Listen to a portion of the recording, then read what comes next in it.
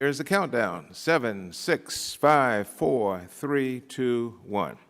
The Subcommittee on Elections of the Committee on House Administration will now come to order.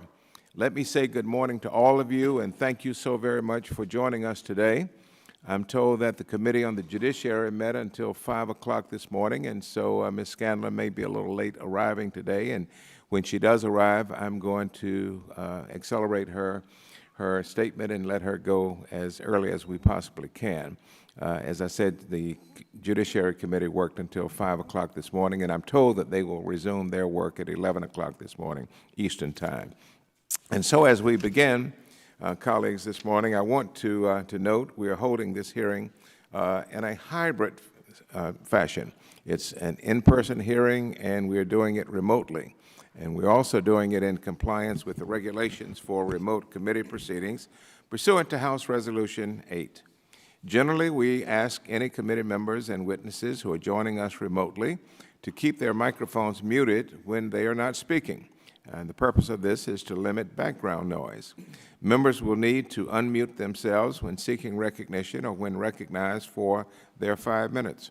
Witnesses will also need to unmute themselves when recognized for their 5 minutes or when answering a question. If you're joining us remotely, thank you for doing so this morning. But please keep in mind that your camera must be on at all times. Even if you need to step away for a moment, please do not leave the meeting or turn your camera off. There are good technical reasons for that, but those are the rules.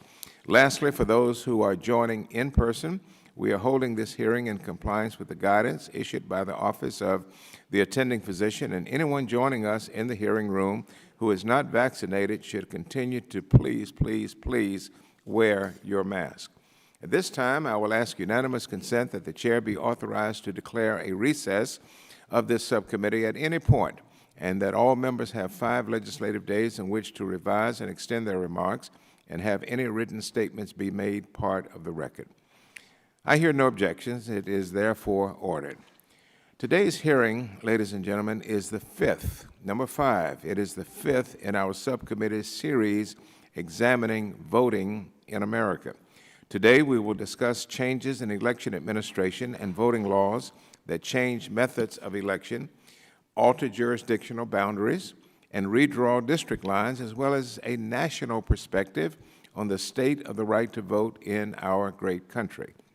As we sit here today, it cannot go unacknowledged that tomorrow is the 8th anniversary of the Supreme Court's decision in Shelby County versus Holder, a case that we're all familiar with, a decision that reshaped the landscape of voting rights and protecting the right to vote in this country.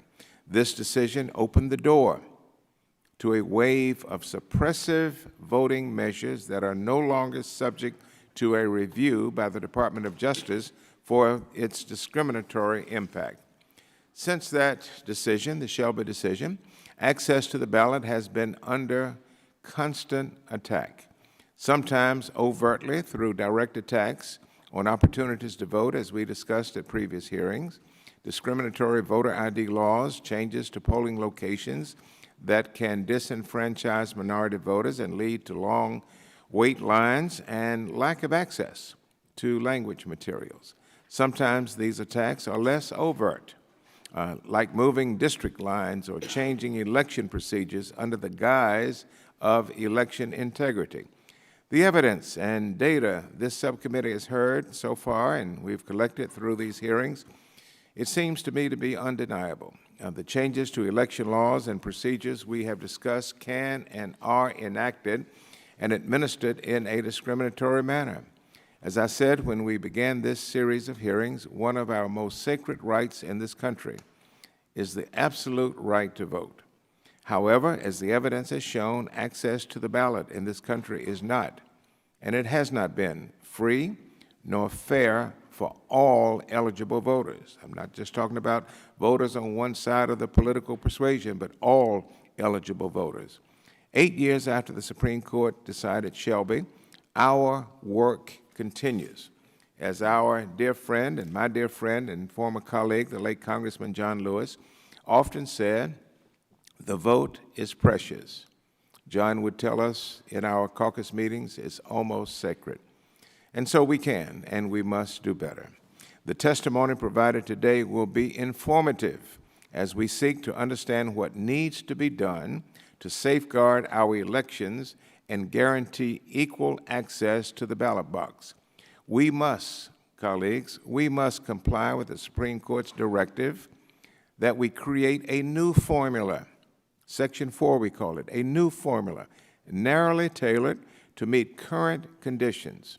We have seen in other hearings that a law which is neutral on its face, or at least appears to be neutral on its face, can actually violate Section 5, which is still the law of the land. I remind you, the Supreme Court did not strike down Section 5. It found Section 4, the formula, to be unconstitutional. If the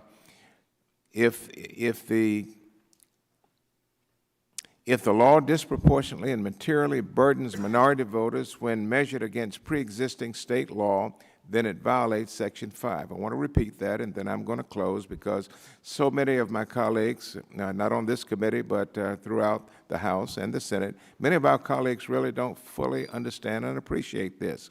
If a law, a new law, disproportionately and materially burdens minority voters when it is measured against pre-existing state law, then it violates Section 5.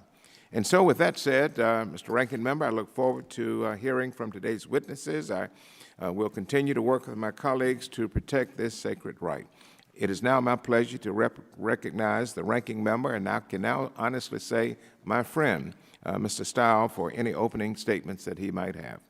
Thank you, Mr. Chairman. Earlier this week, H.R. 1 S1 failed to advance in the Senate. H.R. 1 and S1 would have created the first ever public financing of congressional campaigns. It would have gutted voter ID laws. It would have legalized ballot harvesting nationwide. It would have weaponized the FEC. It would have limited free speech protections for Americans, and it would have nationalized our elections. Luckily, the bill failed to achieve 60 votes in the United States Senate. When Democratic Senator Joe Manchin announced his opposition to H.R. 1 and S1, he wrote, quote, "Partisan voting legislation will destroy the already weakening binds of our democracy," end quote. He was chastised when he said that by the left. One of our colleagues, one of our Democratic colleagues from the New York delegation said Manchin's op-ed might as well have been titled, quote, "Why I'll Vote to Preserve Jim Crow," end quote. Unfortunately, this isn't the first time we've heard this kind of ridiculous rhetoric, disinformation, and scare tactics about many of the election integrity laws states have in place or are passing to make it easy to vote but hard to cheat.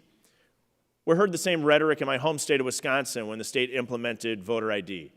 But in practice, this is not the case. The 2020 election, almost 76% of eligible voters cast a ballot, the fourth highest rate in the country.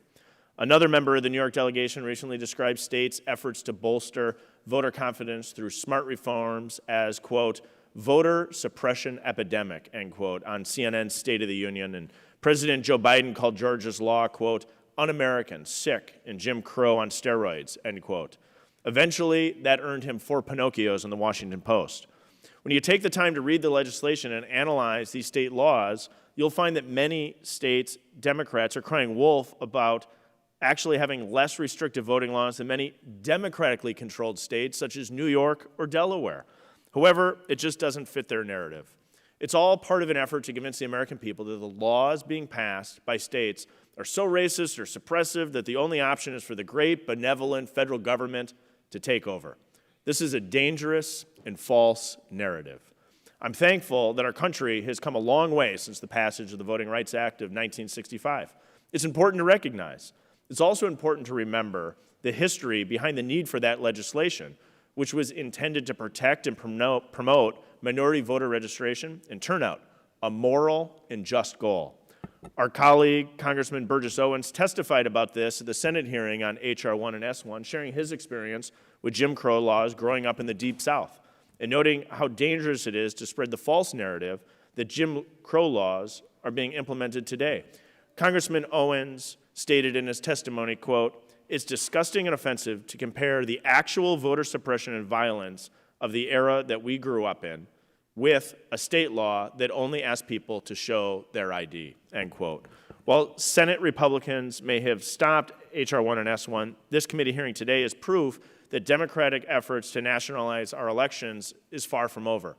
House and Senate Democrats turn their attention to pass H.R. 4, we need to examine the power of the voting section of the Civil Rights Division of the Justice Department, which Democrats wish to expand.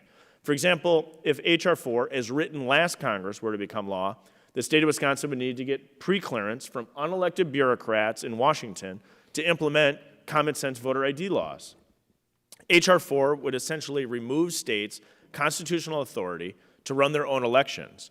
With the failure of H.R. 1, make no mistake, H.R. 4 is Democrats' next attempt to take at a federal takeover of our election system. Although unrelated to today's hearing, I just want to quickly mention something that happened in our hearing that was very concerning at our last hearing that was concerning about the use of Zuckerbucks in election administration. Mark Zuckerberg poured more than $350 million into the supposedly nonpartisan nonprofit to help election administrators across the country conduct elections during the pandemic. However, the Foundation for Government Accountability found that much of these dollars went into heavily Democratic areas. For example, the research found that 92% of the funding in Pennsylvania went to counties that broke in favor of President Biden. In another example in Wisconsin, they found that $9.6 million that went into Wisconsin, $7.5 million of that went into just 5 cities, the cities of Milwaukee, Madison, Green Bay, Kenosha, and Racine, heavily Democratic areas. This amount of private money going to influence the administration of our elections is concerning, and I believe it's something that this committee should take up and examine. With that, Mr. Chairman, I look forward to today's discussion, and I yield back. The gentleman yields back, and I thank you, Mr. Ranking Member, for your comments, and thank you for all that you do for this committee and for your constituents. In your opening statement, you made reference to my friend and your friend, Senator Manchin, and thank you very much for those kind words about Senator Manchin. He is indeed a principled and thoughtful United States Senator. I recall the senator making a statement about H.R. 1, and my recollection is that he does not disagree with H.R. 1. He disagrees with certain portions of H.R. 1, but he published a statement of the things that he agreed with and would be willing to support. And also, Senator Manchin supports updating the formula. We have some differences of opinion about how it should be done, but Senator Manchin is on record in support of reauthorizing Section 4. With that in mind, let me recognize the ranking member of the full committee, Mr. Davis, Rodney Davis of Illinois. Thank you, Mr. Chair. It's great to see you. I appreciate another opportunity to talk about these very important issues. Considering the important nature of this hearing, I'm actually pleased to hear from the National Republican Redistricting Trust and ask unanimous consent, Mr. Chair, that their testimony be entered into the record. You know, we know this is a majority-driven institution, and the majority gets to pick a lot more witnesses than what we do. So this gives us a chance to get some other witness testimony into the record, because we all know the Democrats are holding this hearing to develop a new pre-clearance formula. The Supreme Court struck down as unconstitutional the old formula.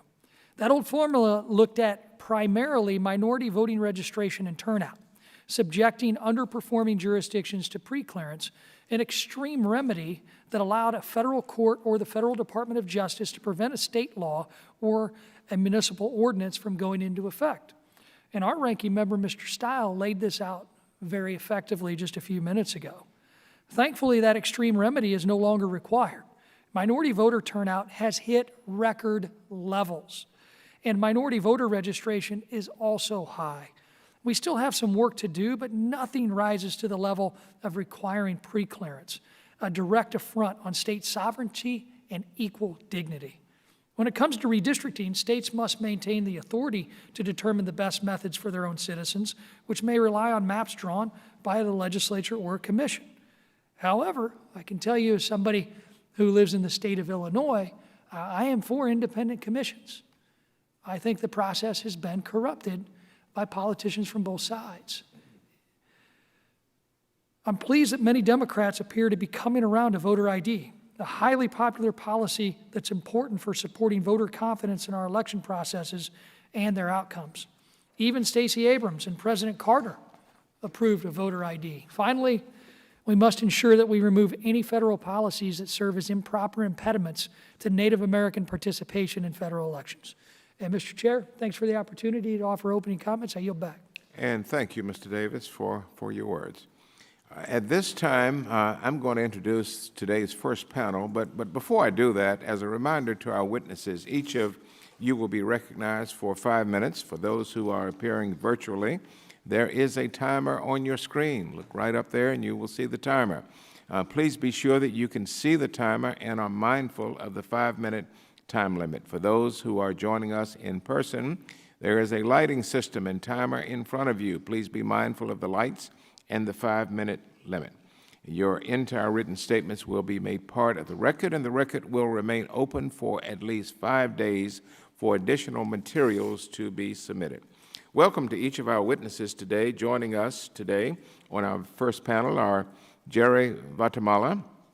Jerry is of the Asian American Legal Defense and Education Fund. Also, Patty Ferguson-Bonet, and if I'm mispronouncing any of these names, please forgive me. I am from Eastern North Carolina. Patty Ferguson-Bonet of the Indian Legal Clinic at the Sandra Day O'Connor College of Law.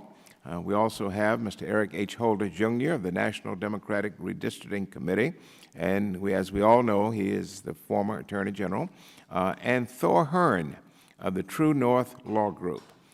Next, we will now recognize Jerry Vatamala. Well, let me introduce Jerry Vatamala in more detail. He is the director of the Democracy Program at the Asian American Legal Defense and Education Fund. He has worked in election protection on behalf of Asian American voters, litigated and testified on redistricting issues. He has litigated cases concerning violations of Sections 203 and 208 of the Voting Rights Act. He is also an adjunct professor of law at New York Law School. Next is Patty Ferguson-Bonet. She is the director of the Indian Legal Clinic at the Sandra Day O'Connor College of Law at Arizona State University, ASU. She is also a clinical professor of law, the faculty director of the Indian Legal Program. She has substantial experience in Indian law, and that's something this committee on both sides of the aisle we are all concerned about, election law and policy matters, and she also concentrates on voting rights. She also testified before this subcommittee twice. Last Congress, I remember it well, on issues impacting access to the ballot for Native American voters. She is a member of the Port Oshin, and I'm mispronouncing that, I'm sorry, Indian tribe, and serves as the Native Vote Election Protection Coordinator for the state of Arizona. Mr. Eric H. Holder, Jr. is the former Attorney General of the United States. He serves as the chairman of the National Democratic Redistricting Committee. General Holder served in the Obama administration as Attorney General of the United States from 2009 to 2015, the third longest serving Attorney General in U.S. history, and the first African American to hold that office, also with relatives in Raleigh, North Carolina, I might say that. Next is Thor Hearn II. Thor is a founding partner of True North Law Group and has worked in federal and state litigation and appeals in matters involving property rights, constitutional law, and election issues. Mr. Hearn has argued cases before the U.S. Supreme Court, the Circuit Courts of Appeals, and various state Supreme Courts. He served as President Bush's National Election Council.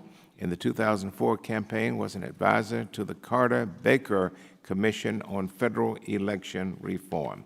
That concludes my introductions. I will now recognize the witnesses, each for 5 minutes. Mr. Vatamala, you're recognized. Thank you, Mr. Chair. Thank you, Ranking Member, and thank you to the committee for allowing ALDA, the Asian American Legal Defense and Education Fund, to testify and put forth the perspective of Asian American voters, a perspective that is often not included. We conduct our Asian American exit poll and poll monitoring program every major election. We've done this since 1988. In 2020, for the presidential election, we were in 13 states in Washington, D.C., and had interactions with over 5,000 Asian American voters. In our work, we do focus on the language access provisions of the Voting Rights Act, Sections 203 and 208, These violations are ongoing. In 2015, we sued the state of Texas for violating Section 208. And just a few weeks ago, on June 3rd, we filed a Section 203 complaint against Hamtramck, Michigan, for not providing Bengali language assistance. We also do a lot of work on redistricting. As you see in the materials that we submitted, in the last redistricting cycle, in Favors v. Cuomo, a redistricting case out of New York State, we submitted several documents, a memo, as well as some attachments. And one of those attachments is what we call Asian American Communities of Interest, the neighborhood maps of 15 Asian American communities of interest in New York City. The way we constructed that map, those 15 different maps, we met with community groups and we asked them to identify their own neighborhood boundary. That's what we submitted. And on the last 3 pages of that document, we superimposed those 15 different Asian American communities of interest over the then existing assembly lines, state Senate lines, and congressional lines. And what we found was that every single Asian American community of interest was divided into numerous different legislative districts. And what this does is it prevents Asian American voters from electing a candidate of their choice. And it's not a coincidence why, with a population of over 1 million Asian Americans, which would be the 10th largest city in the United States, Asian Americans had very little electoral success in New York City without fair redistricting. Indeed, at the time of the last redistricting cycle, there was never an Asian American elected to Congress from New York State, nor did we have an Asian American elected to the state Senate. Several Asian American communities of interest were divided into as many as 6 different legislative districts. Again, this denies this community, our community, the opportunity to elect a candidate of its choice. We had to litigate in federal court to argue that these communities of interest should be kept whole and together. The court actually agreed with us, and at the congressional level, drew a congressional district that kept Asian American communities of interest together. It was centered in Flushing, Queens, where there's a large concentration of Asian American residents. And for the very first time, just several months later, New York elected the first ever Asian American to Congress from New York State. We do this redistricting work all around the country. We're in Boston, we're in Pennsylvania, New Jersey, as well as Texas. People don't realize Section 5, we did have coverage in New York. It's not only the South, we had 3 counties that were covered under Section 5, which helped us in Section 203 compliance. It also helped us in the redistricting process. We worked with the Black community and the Latino community in forming what we call a unity map that protected all the communities of color that were protected under the Voting Rights Act. It was very powerful to have that knowledge that Section 5 was there, and the people that were drawing the map, the legislature, they started from that position of making sure that they were complying with Section 5 and not retrogressing districts that were performing for communities of color, which is very important. And we don't have that. It's the first redistricting cycle in several decades, 50 years, where we're not going to have this pre-clearance protection. And in a place like Texas, we know that's essential because of the few Asian Americans that are elected in Texas. We know there has been consistent efforts to deconstruct and divide their communities. Hubert Vo, it's in my materials. We submitted an amicus brief in the last redistricting cycle. He's the first ever Vietnamese American elected to the Texas State House. His victory was challenged. There were racist comments and accusations made about the voters in his district. He's in a tri-racial coalition district where Blacks, Latinos, and Asian Americans all vote as a bloc to elect Mr. Vo.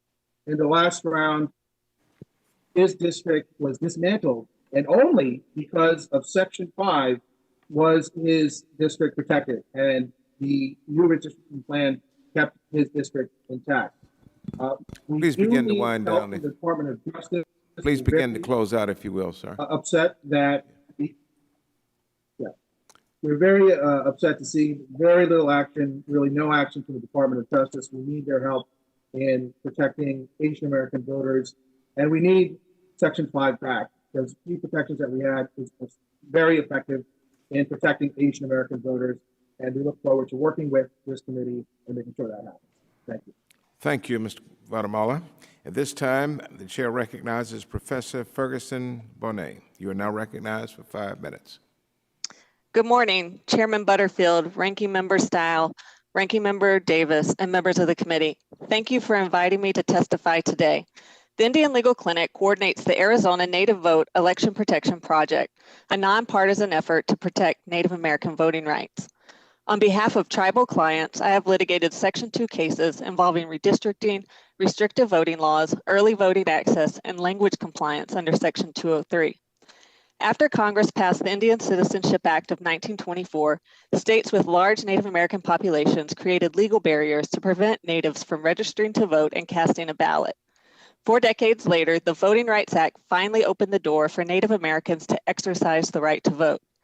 This led to efforts by local and state lawmakers to reduce the effectiveness of the Native vote and to prevent Native Americans from being elected to office. States and their political subdivisions have used the redistricting process to disenfranchise Native American communities, especially in areas with significant Native populations that can determine the outcome of elections. Not surprisingly, non-Indians have manipulated the redistricting process in order to maintain power and control.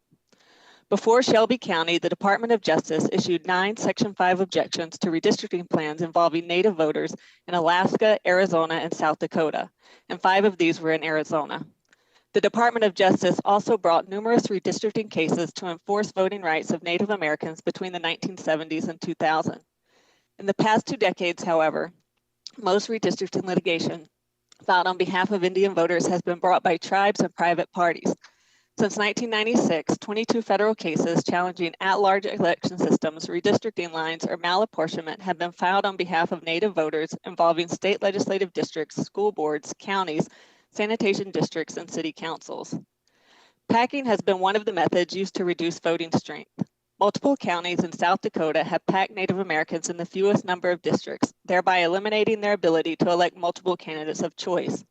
In San Juan County, Utah, the county placed Navajo voters in a single overpopulated district so that they would not have the ability to elect more than one member to the 3-person county commission. Plaintiffs spent $3.4 million over 7 years to litigate this case. And in the last 25 years, jurisdictions in Montana, North Dakota, South Dakota, and Wyoming have used at-large voting schemes to disenfranchise Native Americans. Also, geographic and jurisdictional boundaries frustrate the ability of many tribal communities to politically mobilize in support of one candidate for many federal, state, and local offices because a reservation may be split among multiple districts, counties, or even states. Over 200 reservations are located in multiple counties or states. Some jurisdictions fail to respect tribal boundaries when creating districts. Redistricting bodies in Wisconsin, Montana, Washington, and California have diluted the power of tribal communities by dividing tribal voters among multiple districts. In Washington, for example, the Lummi, Colville, and Yakima reservations were each split into multiple districts. Arizona courts have invalidated redistricting plans when the state legislature split tribal reservations into multiple districts. In addition to redistricting boundaries, precinct lines can cause confusion and result in discarded ballots. In Arizona, sometimes counties fail to place a voter in the correct precinct, or counties create precinct lines that divide a tribal community. Not only does this cause confusion, but Native voters are more likely to have their ballot discarded for voting at the wrong polling location. But for discriminatory practices, Native Americans would have greater representation in local, state, and national decision-making efforts that affect their lives. Despite barriers, Natives continue to fight to protect and exercise the right to vote. However, past redistricting and jurisdictional issues have stunted the full potential of the Native vote. Redistricting provides an opportunity to reverse course and ensure Native American representation. As Justice Breyer said in Shelby County, "It's an old disease, it's gotten a lot better, but it's still there." I'd like to remind the committee that Congress has a duty to fulfill its unique trust obligation to Native Americans, including in the matters of voting. This must include a meaningful opportunity for Native people to elect candidates of choice, be heard, and not be saddled by unnecessary barriers that exploit centuries' worth of inequality. We need robust voting rights legislation to mitigate the burden placed on tribes to litigate Section 2 cases and the Department of Justice can carry out this trust responsibility by bringing enforcement actions to protect Native American voters. Thank you for the opportunity to testify. I'm happy to answer any questions the committee may have. And thank you for your testimony. At this time, the chair recognizes Attorney General Holder for 5 minutes. Thank you, Mr. Chairman, Ranking Member Stile, Mr. Davis, and members of the committee. I want to thank you for the opportunity to appear before you today.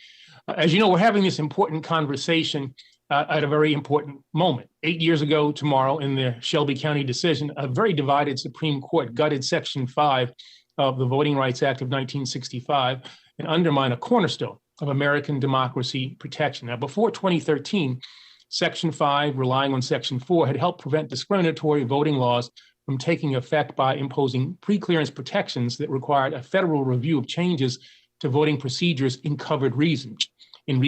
Basically, areas with a history of discrimination had to get approval from the Department of Justice or from a federal court for significant changes in voting laws or procedures. Now, that section of the Voting Rights Act had helped to stop some of the worst attempts to discriminate against minority voters for decades.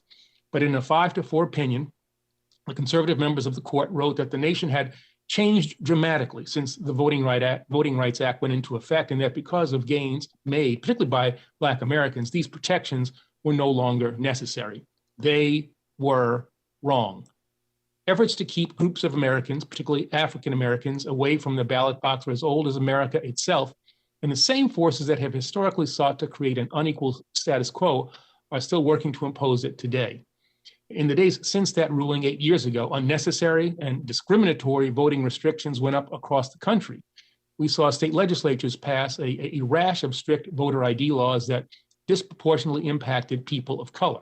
We saw voting roll purges and poll closures targeting minority and poor communities. And we saw newly emboldened state legislatures draw discriminatory maps that unfairly placed Black people and other people of color, young and poor people, into gerrymandered voting districts where their impact would be diluted and their voice ultimately lost. Now, as Attorney General, I fought back against these attempts to subvert our democracy and to disenfranchise voters of color using the remaining provisions of the Voting Rights Act in cases from Texas, North Carolina, and Ohio to Wisconsin, Montana, and South Dakota. As chair of the National Democratic Redistricting Committee, I've continued that work, taking on unfair maps, fighting for fair elections, and demanding justice for every American voter across the country. But just as my work has continued, so too often have efforts to roll back the clock on voting rights. Over the past few years, politicians have used a range of strategies to diminish the voice of the people, from gerrymandering to voter suppression to outright intimidation. And today, we're facing what I would call a sustained, coordinated, multi-pronged assault that seeks to diminish protections for voters, restrict access to the franchise, and redefine the way that power is gained and exercised in the United States of America. We have seen this assault in voting restrictions, voter ID laws, and voter roll purges that have unfairly, and in some cases illegally, stripped Americans of their rights. In just the first 6 months of 2021, state legislatures across the country have introduced more than 389 bills in 48 states that would make it harder to cast a ballot. 24 have already been passed into law. Since the Shelby County decision, millions of Americans have unnecessarily been purged from voter rolls. Nearly 1,700 polling locations have been closed since the decision. We have seen map manipulation and gerrymandering that has allowed politicians to pick their voters so that a party with minority views and minority support can illegitimately govern with majority power. In states that are politically competitive, like Pennsylvania, North Carolina, and Wisconsin, one party has sought to draw lines with surgical precision, packing some voters together and splitting other towns and communities apart in order to create congressional delegations and state legislatures that are heavily skewed on a partisan basis and immune to citizen accountability. And we've seen in the Supreme Court decision in Rucha that abandon the court's fundamental and I think unique responsibility to achieve justice in the face of partisan gerrymandering. Now, these actions have not made our elections safer or more secure. They've not improved the quality or the accessibility of our politics. Instead, they have stripped Americans of fundamental rights and undermined the promise of American democracy. And they've all, every one of them, disproportionately impacted people of color. Just a few weeks ago, more than 100 of our nation's top democracy scholars signed a letter warning about the deterioration of American voting rights and representation due to radical laws, regulations, and restrictions imposed over the last few months. As a result of these changes, they said voting procedures in some states, quote, no longer meet the minimum conditions for free and fair elections, unquote. In the United States, our beloved country, this must not stand. We need to repair the damage being done to our democracy. We need to create lasting, durable safeguards to protect our most essential freedom. We need to expand and codify into law voting rights and processes so that every eligible American casts a ballot and be confident that it will be fairly counted. We need to end gerrymandering so that all people, including people of color, can be represented by public servants of their choice. I am here to do all that I can to help in that regard. I'm not asking for political favoritism. I'm asking for no special treatment for any group or community. I'm asking for nothing more radical than that which is at the heart of the American experiment, the idea at the core of American democracy, free and fair elections where the people, all of the people, are heard and all of the people are respected. Thank you very much. Thank you, Mr. Holder, for your statement. At this time, the chair will recognize Mr. Hearn for 5 minutes. Mr. Hearn. Thank you, Chairman Butterfield and Ranking Member Stile and the members of this committee. I appreciate this very important opportunity to appear before you in this hearing on how we conduct elections in our nation. How we conduct our elections is the bedrock of our constitutional republic. Without every voter having the ability to cast a vote and all citizens having confidence in the conduct and outcome of our elections, we the people would cease to govern our nation. I firmly believe that while political campaigns and elections are quintessentially a partisan endeavor, the manner in which elections are conducted and the laws governing the conduct of the election should rise above partisan interests. Our identity as Americans should transcend our partisan affiliation as a Republican or a Democrat. As President Obama said in his speech to the Democrat National Convention in 2004, there's not a liberal America and a conservative America. There is the United States of America. There's not a Black America and a white America and a Latino in America and an Asian America. There's the United States of America. I totally agree.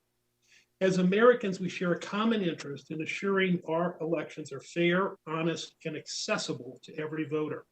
We also share a common interest in assuring that the outcome reflects the will of the voters and was not engineered by disenfranchising any segment of our population, some voters by partisan manipulation or by manipulation of the election process. Elections must be conducted according to clearly written laws that are faithfully followed and administered by election officials with transparency and without any racial or partisan bias. Every eligible citizen, irrespective of their race, color, or heritage, must have equal opportunity to cast a ballot, and every American must be confident that every lawfully cast ballot was accurately counted. The Voting Rights Act of 1965 was an extraordinary legislative accomplishment because it was adopted in a broad bipartisan manner. The bill was sponsored by Senators Dirksen and Manfield, both the Republican and Democrat leaders of the Senate, and it was passed on a bipartisan basis.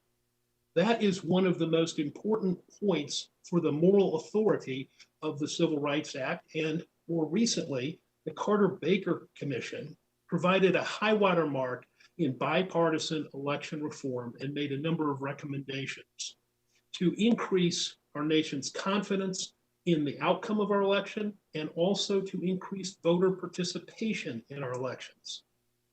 This recommendations included a reliable, accessible voter identification requirement, elimination of ballot harvesting, maintenance of current and accurate voter rolls, among other reforms that increase voter confidence and increase voter participation.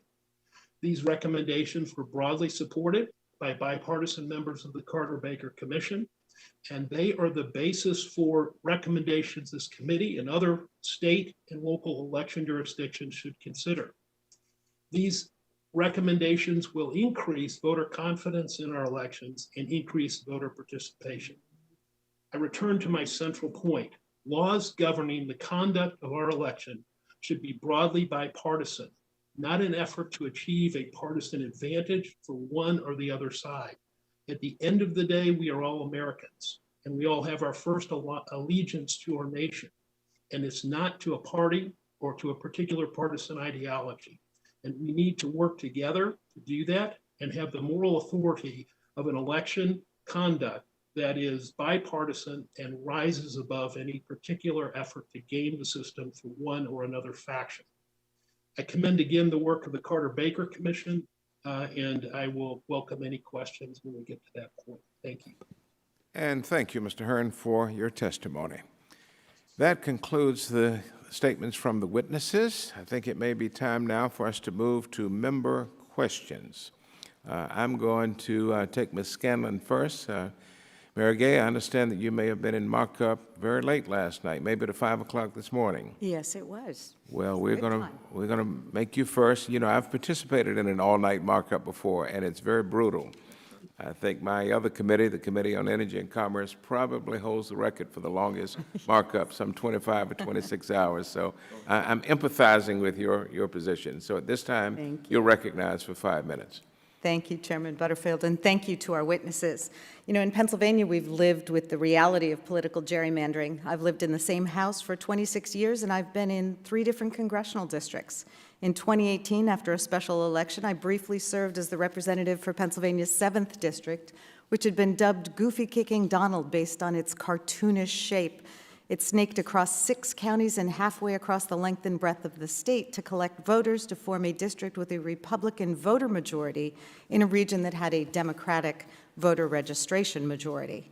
At one point, that district was only the width of a restaurant. For the better part of the 2010 decade, Republicans controlled 13 of Pennsylvania's 18 congressional seats through gerrymandering, despite the fact that Democrats held a statewide voter registration edge of several hundred thousand.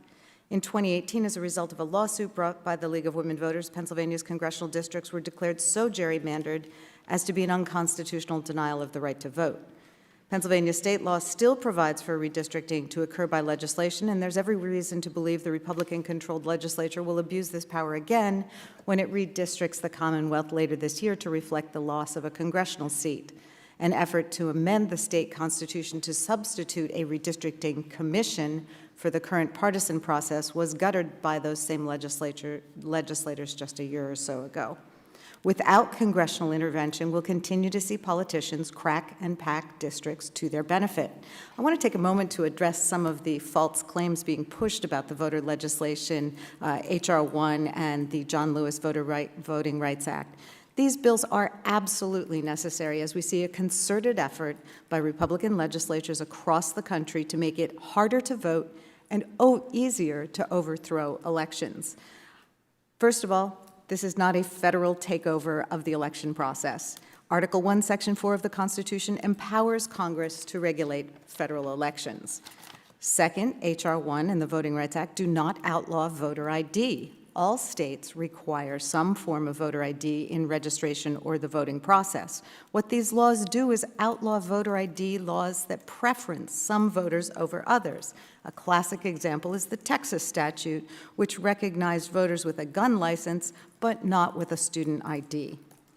Third, although I can't read my own writing because it disintegrated last night. Although Republican legislatures over the past several decades have led the way to implement no-excuse mail-in voting, including a law that was passed before COVID in Pennsylvania, that changed in 2020 when former President Trump began, without evidence, to malign the use of mail-in ballots. I want to make clear, mail-in ballots are secure. They have multiple levels of security. They have been used by our military since the Civil War, and there is no evidence of widespread fraud. To the contrary, mail-in voting was a blessing during the pandemic.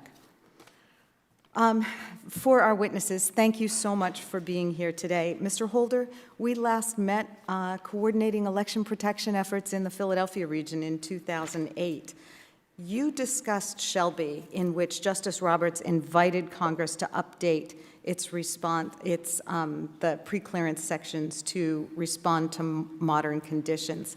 I happen to agree with the late Justice Ruth Bader Ginsburg, who dissented in that case, saying that preclearance was in fact working, and throwing it away was like throwing away an umbrella in a storm because you're not getting wet.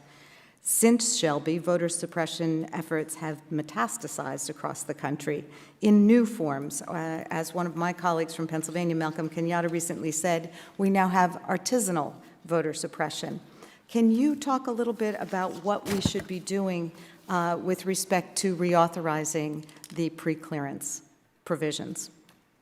Yeah, I think we certainly have to respond to the findings of the Shelby County decision, holding hearings like this, creating a record that shows the impact of the Shelby decision, 1,700 polling place closures, unnecessary voter purges, to establish a record for congressional action.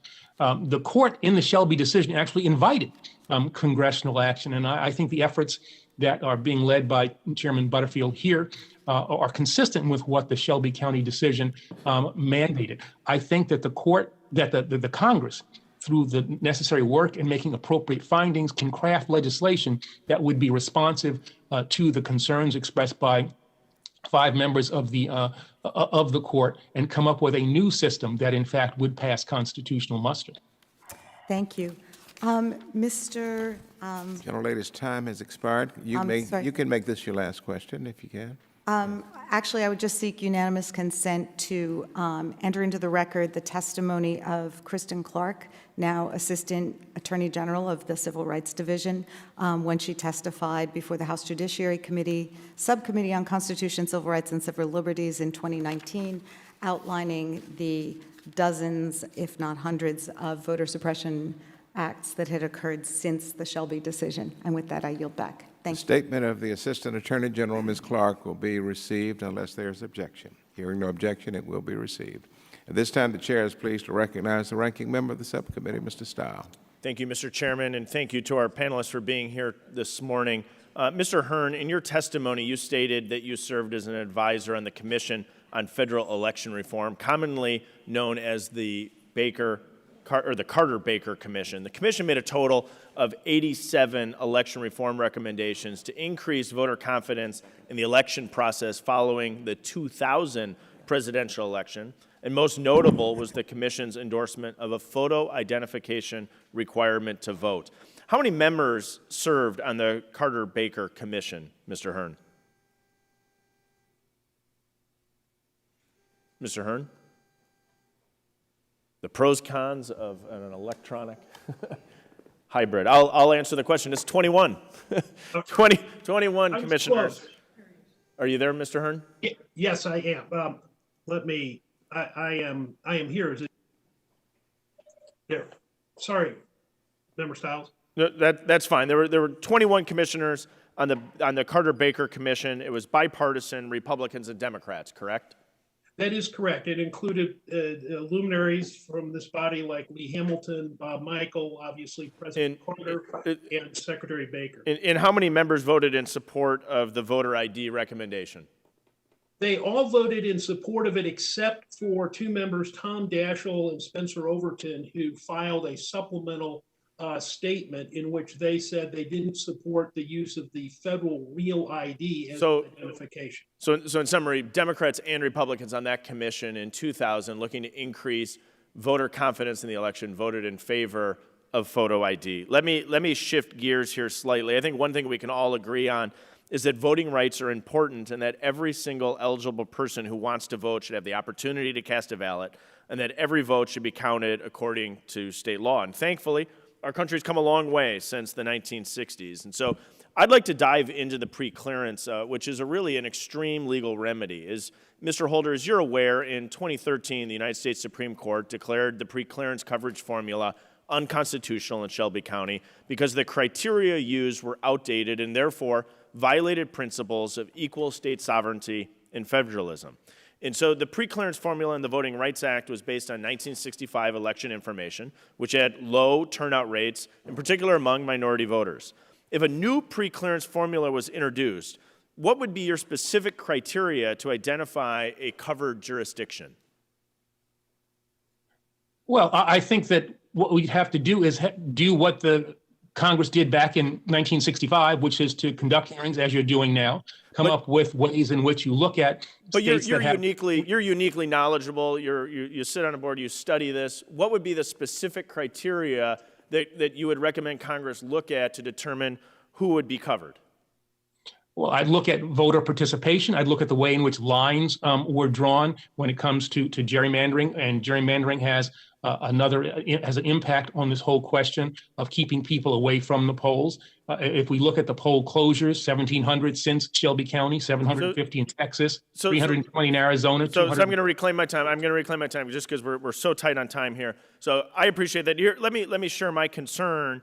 Is that I don't know that how jurisdictions are going to know exactly whether or not they're in or out of this preclearance. And my concern is that every jurisdiction is going to find themselves under the role of the federal government, of continuing this push towards a federal government takeover of our elections. That's my concern. And Chief Justice Roberts noted that the Department of Justice is, quote, famously opaque, and usually the states and municipalities have to go through or had to go through several layers of back and forth. It's sort of a bargaining process, end quote. So to me, my concern is that the Department of Justice is not going to be impartial. And in 2013, the Department of Justice Inspector General reviewed the DOJ hiring process and determined that 8 of the 9 new hires to the voting rights section had 1 or more liberal affiliations, and 2 of them had an affiliation with the Democratic Party itself. 5 of the hires had affiliation with 5 specific civil rights groups. 2 of the groups are providing testimony today. The IG also noted that none of the 10 candidates had conservative or Republican affiliations that were hired, and only 1 of 235 candidates with unknown affiliations was hired. With the observations of the DOJ hiring practice focused on specific partisan ideological affiliations, I'm concerned that states won't get a fair shake. And Mr. Holder, I know that in your testimony, you noted that you're not asking for favoritism towards any political party, but the group that you represent, the National Democratic Redistricting Committee, in their IRS filing, stated that the purpose of the organization is to build a comprehensive plan to favorably position Democrats for the redistricting process through 2022. Is that correct?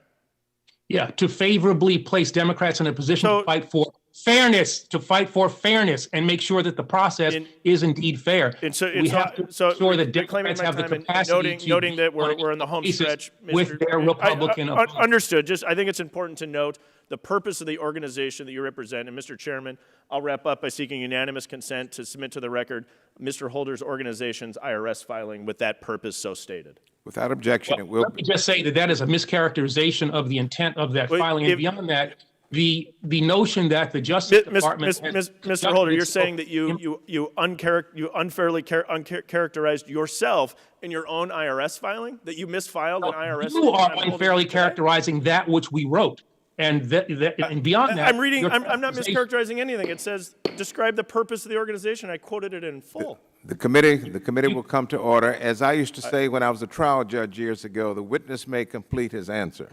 All right. One can look at words and mischaracterize them. With all due respect, Congressman, you're looking at those words and mischaracterizing them. I'm trying to give you their true intention. And beyond that, more importantly, though, this notion that the Justice Department has somehow acted in a partisan way, Republican as well as Democratic attorneys general really enforced the Voting Rights Act during the course of its history. Every president who signed the reauthorization of the Voting Rights Act was, in fact, a Republican. The gentleman's time has reauthorization expired. of the act was supported almost unanimously by Republicans and Democrats in the House as well as in the Senate. Thank you, Mr. Holder. This time, the chair recognizes Mr. Aguilar for 5 minutes. Thank you, Mr. Chairman. I appreciate it, and I'll do something unique here. I'll ask a question and then let the witnesses answer. Attorney General Holder, for the first time since the 1970s, our nation is entering congressional redistricting cycle without preclearance, as Ms. Scanlon mentioned. What does this mean for communities of color who have been disproportionately affected by the drawing of jurisdictional boundaries and already lack representation at the local, state, and federal level? Well, I'm very concerned about what this will mean.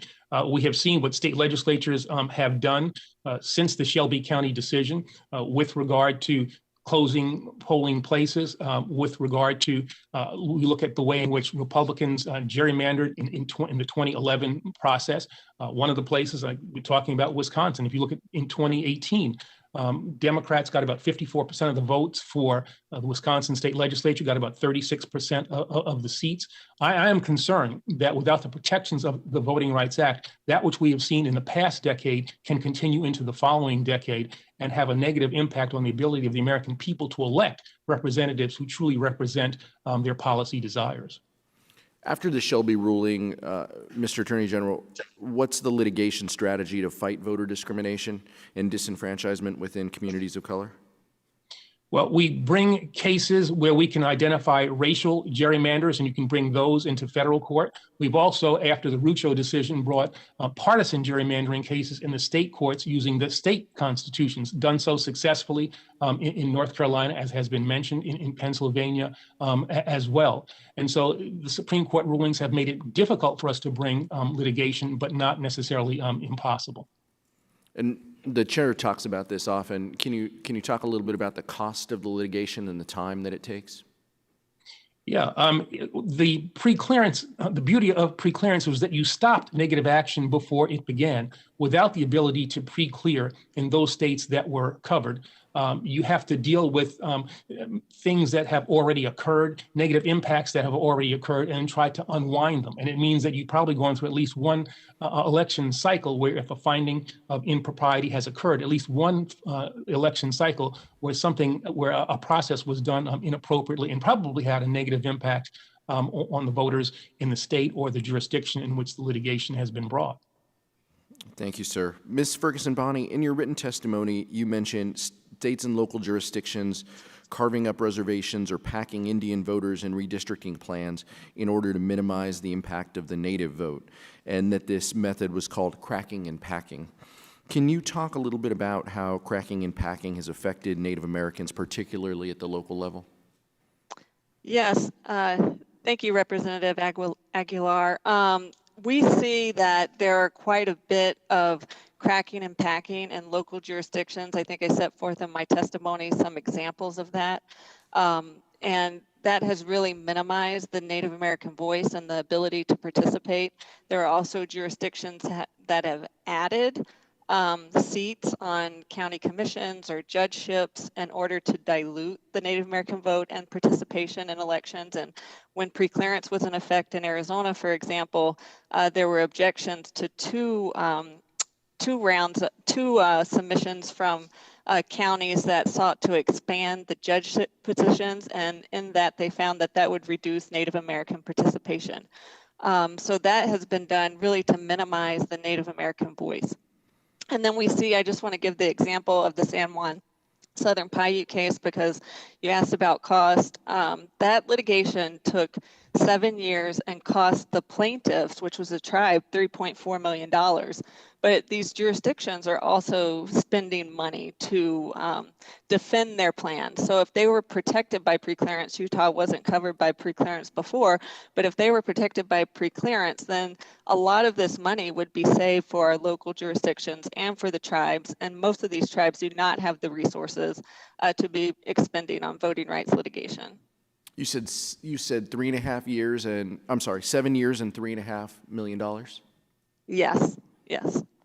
And that was really to prevent Native Americans from gaining another seat on the county commission. They were packed, 90% of Native Americans were packed into one district, and the other two districts maintained a lower number of people, so they were malapportioned. And so the Navajo Nation had to file litigation to apportion those districts correctly and to give them an opportunity to elect two candidates of choice, which they did. Thank you so much. I appreciate that. Mr. Chair, I yield back. The gentleman yields back. Chair now recognizes the ranking member of the full committee, Mr. Davis. Thank you, Mr. Chair. As somebody who comes from a state that is completely controlled by one party, the Democrats, they have supermajorities in the House and the Senate. We have a Democratic governor who pledged not to sign a legislative drawn map. He broke that pledge when he recently signed a state legislative map drawn with incomplete census data. I listened to Attorney General Holder's opening comments, and I think, wow, we're going to have a group come in and address the partisan gerrymandering in Illinois. Mr. Holder, I enjoyed your opening comments. We got a chance to meet at the State of the Union one year. I'm glad to see you here again. Can you tell me how recently it's been since you've been to Illinois to discuss partisan gerrymandering? I have focused on partisan gerrymandering around the country and have stood against Democrats who have engaged in that process, whether it was in the case, the redistricting case, in the Rucho case, standing against what happened in Maryland. I've stood against Democrats in New Jersey and in New York who have tried to use power that they have there to engage in partisan gerrymandering. And I am against partisan and racial gerrymandering done by any party in any place. Well, I would welcome you to come to my home state of Illinois. I didn't get an answer when the last time you were there to talk about this issue. I do have a quick question regarding this. Does the National Democratic Redistricting Committee support the Mexican American Legal Defense Fund's lawsuit against the state of Illinois for the redistricting plan that was adopted by the Illinois General Assembly just a few weeks ago and signed into law by Governor J.B. Pritzker? I'll be honest with you, I have not had a chance to review that lawsuit, but I'd be more than glad to do that and submit some supplementary comments with regard to the views of the organization and my personal views on the lawsuit. I really appreciate that. Also, Illinois' current map was drawn in 2011. There's a lot of discussion here about partisan gerrymandering in 2011. There's a district represented by my good friend and colleague, Mr. Chuy Garcia, that is commonly known as the earmuff district. Would that be an example of Democrats packing minorities into one district? Again, I'm not familiar with the particular map, but gerrymandering is not something that is only done by Republicans. It has been done by Democrats. We've had gerrymandering almost since the inception of our nation, which doesn't mean we have to accept it. Princeton did a study that said that gerrymandering done by Republicans in 2011 was the worst of the past 50 years. But there are Democratic as well as Republican excesses that I stand against. Let me make that very, very clear. Well, I appreciate that. And I noticed during the decade, there were remaps drawn only in Republican states. I would, again, welcome your organization to come to my home state of Illinois any year because the Democrats just gerrymandered the state legislative map, and we expect them to do exactly the same thing with the congressional map. So I welcome you and your team to the fight, and I certainly hope that we can communicate in the future on this. Hey, Mr. Holder, General Holder, both the Carter-Baker Commission and the Bauer-Ginsburg Commission established by President Obama identified inaccurate voter rolls as a national problem.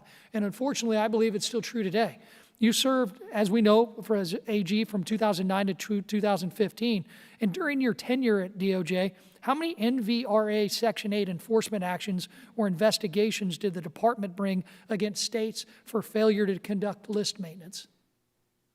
I don't have those numbers in front of me, but we certainly took our obligations seriously in that regard. According to the DOJ website, there were no enforcement actions for failure to conduct list maintenance, only one action against Florida for so-called purging voters. How did you guys know at DOJ during your tenure if a state was in compliance with provisions of the NVRA or not? Well, we have a variety of techniques. We certainly listen to public comments that we get from a variety of sources. We have investigative components within the Justice Department that are able to monitor situations that are happening around the country. We have a Civil Rights Division, a Voting Rights Section that has investigative power. So the Justice Department has a number of ways in which it can monitor situations around the nation. I appreciate that, sir. And I know many of your donors to the National Democratic Redistricting Committee may not agree with you wanting to come to states like Illinois, but I certainly appreciate your willingness to talk about these things. Do you support donor disclosure?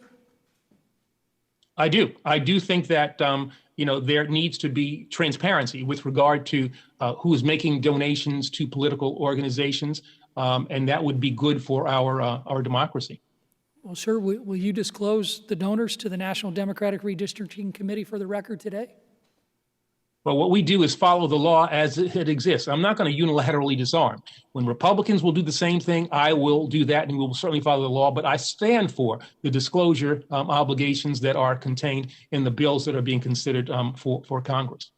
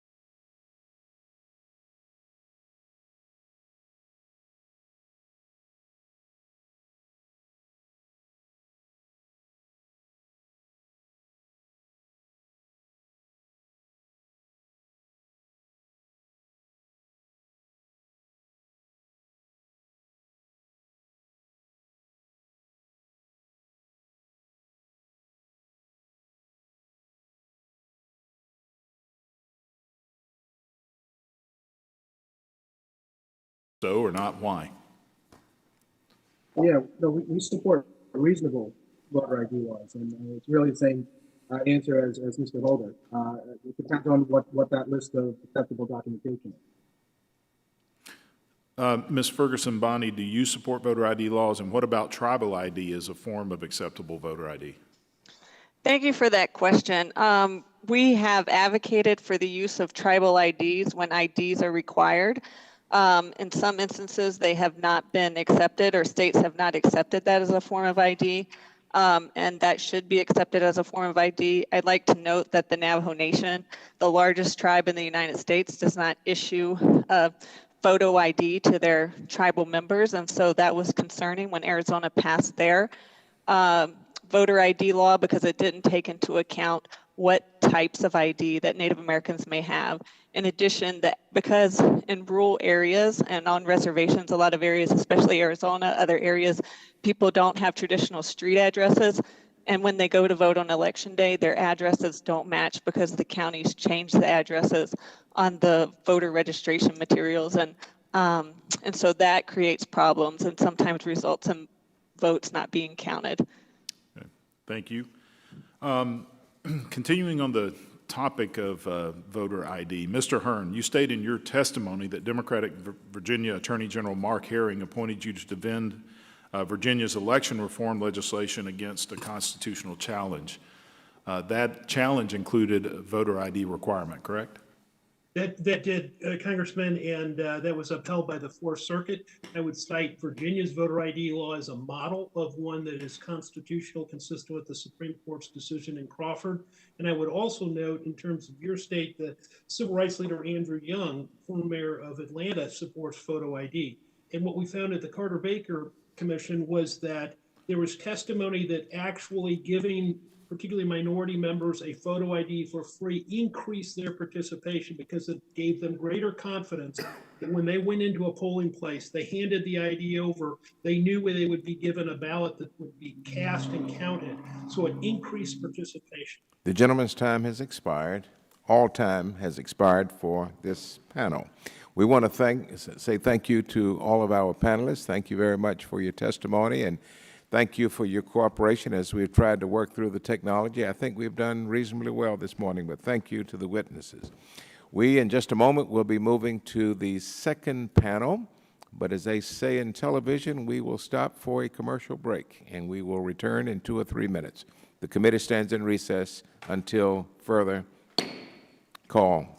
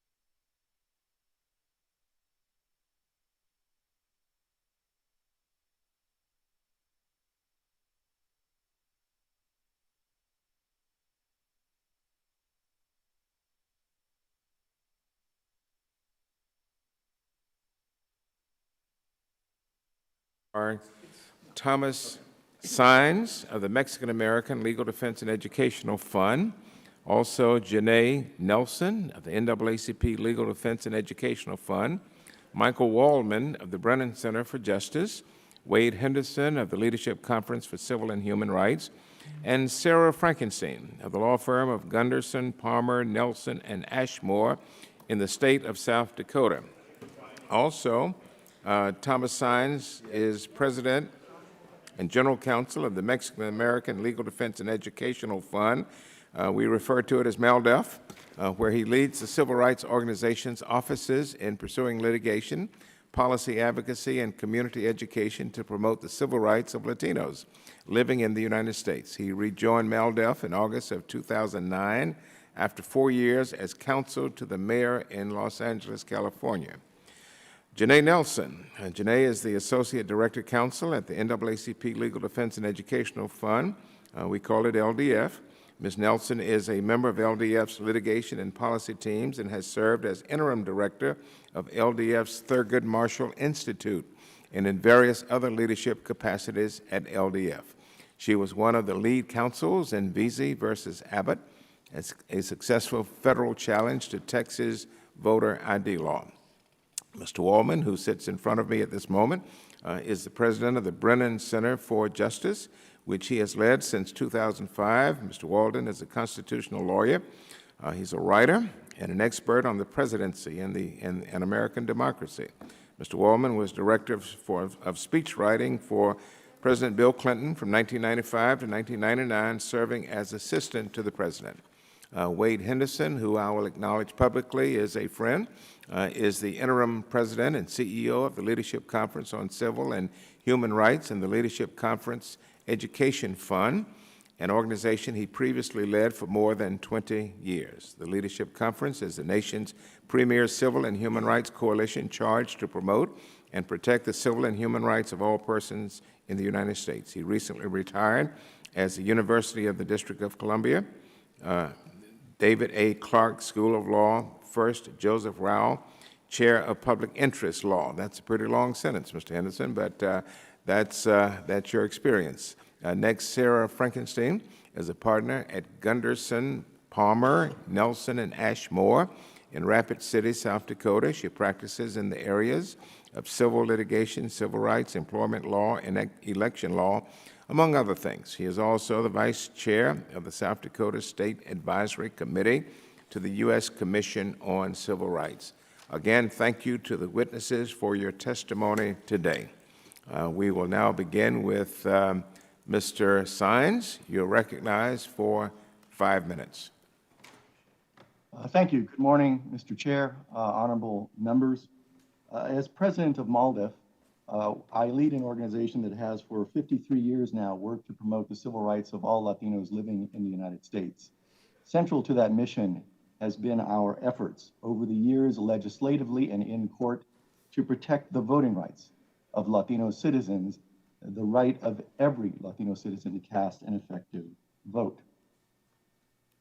In the Latino community, since at least 1981, every year following a decennial census has been a year of great political opportunity, as each succeeding census has demonstrated the substantial growth and dispersion of the Latino community, including a growth in the Latino voting population. Absent some overwhelming and disparate undercount in the 2020 census, we expect a similar outcome from the 2020 census. Although we do not yet have the subpopulation data for the decennial census, the Census Bureau's own American Community Survey estimates show that Latinos accounted for just over half of the entire nation's population growth between 2010 and 2019. ACS data also estimates that Latinos made up over 44% of the entire nation's growth in citizen voting age population, a suitable proxy for eligible voters between 2009 and 2019. However, one consequence of this continued growth in the Latino community is that there is little question that the growth nationally of the Latino community and its potential voting impact is seen by some as a threat to their political power. This has had two major effects. First, it has resulted in Latinos becoming central to numerous false assertions questioning the integrity of our elections.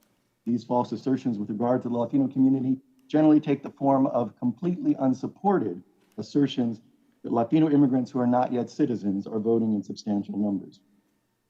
Political forces use these false assertions to back up onerous voting requirements that restrict the right to vote of Latinos and other populations. This includes new and more onerous voter identification requirements, new requirements to provide documented proof of citizenship in order to register, limitations on voter assistance in Spanish and other languages, attempts to proliferate in Spanish false information about the voting process, discriminatory targeting of in-person and absentee voters for challenge based on Latino surnames, and even in attempts to intimidate less experienced voters through the stationing of uniformed guards at polling places. But the second impact of this concern about the growth of Latino political power by some has taken the form of manipulations of our governance structures, including the perpetuation or reintroduction of at-large voting, or the failure to acknowledge and incorporate the growth of the Latino community in the decennial redistricting process. To give just two examples, following the Shelby County decision, the city of Pasadena, Texas decided to shift from 8 districted seats on its city council to 6 districted seats and 2 at-large seats. The sole purpose of this creation of 2 new at-large seats was to restrict and prevent the growing Latino voting population from electing a majority of the city council. With respect to redistricting, I give another example. Following the last census in 2011, MALDEF identified 8 counties in the state of California, my home state, that should have drawn an additional Latino majority district on their 5-member county board of supervisors, but failed to do so. Because of the arduous cost and effort involved in challenging this kind of discriminatory redistricting, through the course of the decade, we were only able to challenge successfully, I add, 1 jurisdiction, Kern County. The fact is that the challenges in the face of those who believe that the growth of Latino population is a threat to their political power are many. While the rigging of the system to embed the power of incumbent long-term office holders in the face of a newly ascendant population like the Latino population may be symptomatic of human nature, it cannot be characteristic of a thriving democracy. We cannot address this system only through litigation that is costly and inefficient. This is not a time to shrink from efforts to encourage broader participation of all eligible citizens in voting. Congressional action to preserve voting rights is essential as we commence redistricting and as we face the continued false evocation of phantom threats used to justify the targeting of all voters of color. At MALDEF, we call upon the Congress to take action to address this ongoing problem and ensure that the voting rights of all Americans can be preserved and expanded. Thank you. And we thank you for your testimony. At this time, the chair will recognize Ms. Nelson for 5 minutes. Ms. Nelson. Good morning. Thank you very much for allowing me to testify, Chair Butterfield, Ranking Members Steele and Davis, and members of the committee. My name is Janae Nelson, and I am the Associate Director Counsel at the NAACP Legal Defense and Educational Fund. Since our founding in 1940 by Thurgood Marshall, LDF has led the fight to secure, protect, and advance the rights of Black voters. Despite the guarantees of the 14th and 15th Amendments and the Voting Rights Act, however, racial discrimination and targeted suppression of Black voters persist. And in the infamous 2013 Supreme Court decision, Shelby County versus Holder, we saw the beginnings of voter suppression metastasize in our country. By disabling Section 5 of the Voting Rights Act, Shelby unleashed systematic attacks on the voting rights of racial and language minorities. Yet one of the solutions to this assault on our democracy lies in the very decision that instigated it. And writing for the 5-4 majority of the court, Chief Justice Roberts expressly invited Congress to update Section 5's preclearance formula to reflect modern conditions. For 8 years, though, Congress has failed to act, leaving voters of color under attack and leaving our democracy at risk. In LDF's report, Democracy Diminished, State and Local Threats to Voting Post-Shelby, we have maintained an ongoing catalog of the discriminatory voting changes in jurisdictions formerly protected by Section 5, changes that pre-clearance likely would have prevented. Without Section 5, we must now rely on case-by-case litigation under the Constitution and under another provision of the Voting Rights Act, Section 2, which has now become the primary statutory check on racial discrimination in voting. In fact, according to the U.S. Commission on Civil Rights, in the first 5 years following Shelby, an unprecedented 61 lawsuits were filed under Section 2 of the Voting Rights Act. 23 of these cases were successful. By contrast, in the 5 years before Shelby, only 5 Section 2 cases were won. This means that after Shelby, after Section 5 was disabled, the rate of successful Section 2 litigation quadrupled. And these cases arose predominantly in jurisdictions formerly covered by Section 5. I'll give you a few examples. In 2013, LDF sued the state of Texas to stop implementation of its discriminatory voter ID law, a law previously blocked by Section 5, which Texas revived within hours of the Shelby decision. That litigation produced multiple court findings that Texas's voter ID law violated Section 2, including a finding of intentional racial discrimination against Black and Latinx Texans. But by 2018, when the case concluded, thousands of voters have been disenfranchised in hundreds of state and local, federal elections.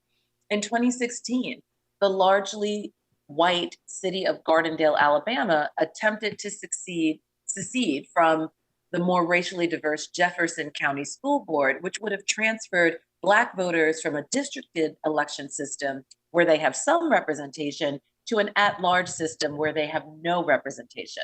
The 11th Circuit blocked secession in 2018 after LDF successfully proved Gardendale was motivated by racial discrimination. In 2018, LDF also filed a suit on behalf of students at Prairie View A&M University, a historically Black university in Waller County, Texas. The county had refused to provide equal early voting access on the university's campus, even though students lack transportation and rely on early voting to access the franchise. That litigation is ongoing. In 2019, LDF and our allies sued to stop Florida from requiring people with past felony convictions to pay all fines and fees before registering to vote, a legislative overreach that contradicted the will of Florida voters in passing Amendment 4. However, the 11th Circuit reversed the district court's favorable ruling and blocked thousands of returning citizens from voting. In 2020 alone, we have filed 5 Section 2 cases. And this year, in 2021, we have filed 2 more challenging voter suppression bills in Georgia and in Florida. But as my colleagues have said, this case-by-case litigation is no match for this national democracy crisis. This year alone, at least 14 states have rolled back early and mail voting, added new hurdles for voter registration, imposed burdensome and unnecessary voter identification requirements, stripped power from state and local elections to enhance voting access, and taken other steps to make voting more difficult. Litigation is a blunt instrument. It is costly and slow. Victories typically come only after a law has been in place for several elections, irreparably harming countless voters. Pre-clearance is necessary because it blocks these discriminatory voting laws and changes. In fact, the recent wave of voter suppression bills would likely never have been introduced under pre-clearance. The deterrent effect was Section 5's genius. It stopped discrimination before the harm occurred. We urgently need that prophylactic legislation now. It is unacceptable that in 2021, 56 years after the VRA's passage, the right to vote remains so very underprotected. The celebrated turnout and registration rates among Black voters occurred despite a litany of unequal obstacles and because of Herculean efforts by civil rights groups, organizers, and activists, and Black voters' shared determination and resilience. This model is not sustainable, nor is it acceptable. Ms. Nelson, your time has Congress- expired. I hate to break the news to you, but you may complete the sentence. Thank you. We urge Congress to safeguard the integrity of our democracy and fulfill the generations-long project of perfecting our union. Thank you very much for your time. And thank you, Ms. Nelson. And would you please give my best regards to the LDF staff? I have a long-standing friendship and relationship with LDF. You know, I get a lot of credit in North Carolina for voting rights litigation back in the 80s, but much of that credit is overrated.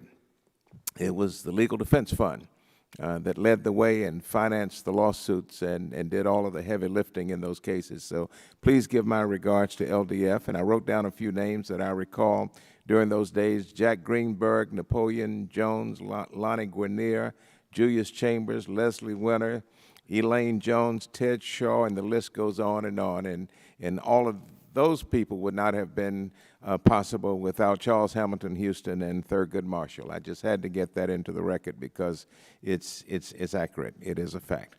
Thank you, thank you, thank you. At this time, the chair will recognize our next witness, and I guess that's going to be Mr. Waldman. You're recognized for 5 minutes. Thank you, Chairperson Butterfield, Ranking Member Stile, members of the subcommittee. Thank you for the opportunity to be here with you at this hearing. This is a critical moment for our democracy and a critical aspect of the fight for our democracy. As you all know, the Voting Rights Act was perhaps the most effective civil rights law our nation has ever had, vital to the drive for a vibrant multiracial democracy in our country. As you know, 8 years ago, the U.S. Supreme Court gutted the most effective part of that law. Members of Congress of both parties have the power and the duty to right that wrong, to modernize the Voting Rights Act and strengthen it to defend our democracy so all Americans can vote. I want to make 3 points building on the testimony that others have said. First of all, as we've just heard, for the past 8 years, the absence of preclearance, the absence of a strong Voting Rights Act, opened the way for racially discriminatory voting rules and practices across the country. For example, voter purges, removing voters from the rolls, can be appropriate, or it can remove eligible voters. We found in Brennan Center research that voter purge rates soared in the states that previously had been covered by Section 5 of the Voting Rights Act, preclearance, 40% higher than the rest of the country. All told, 17 million people nationwide removed from the rolls in just 2 years. We've seen polling place closures and all kinds of other activities around the country that have been described and documented. And now, in the wake of the 2020 election, the absence of a strong Voting Rights Act has opened the way for the attack on voting that is taking place right now in the states. We keep track of this. As of May 14th of this year, lawmakers in states had introduced more than 389 bills in 48 states that one way or another would curb the vote or restrict voting. And I should note that these are not backbenchers throwing a bill in the hopper to get a good few hours on Twitter. These are bills that are passing and becoming law. 17 states have enacted new laws that in one way or another restrict access to voting, and these laws often uncannily target voters of color.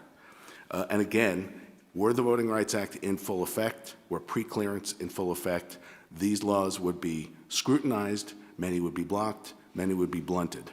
The second point I want to make is that these racially discriminatory laws are based on a lie. American elections are secure and accountable.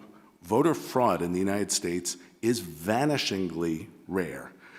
You are, as has been noted many times, more likely to be struck by lightning than to commit in-person voter impersonation in this country.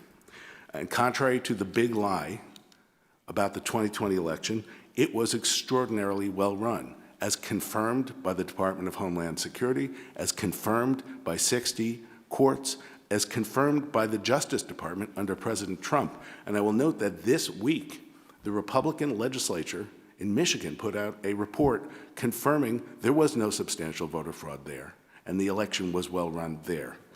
Yet this is a lie that justifies a conspiracy theory that provides the pretext for discriminatory voting laws being pushed and passed all over the country. And I should note again, the racial subtext, unfortunately, is rarely far from the surface. When former President Trump targeted and called out and sought the removal of the effective votes from voters in Detroit, in Philadelphia, in Milwaukee, in Atlanta, it wasn't very subtle. what the implications of that were. All the more reason why a conspiracy theory should not be allowed to deny people the right to vote, and why Congress and members of both parties can once again protect that right to vote with a strong Voting Rights Act.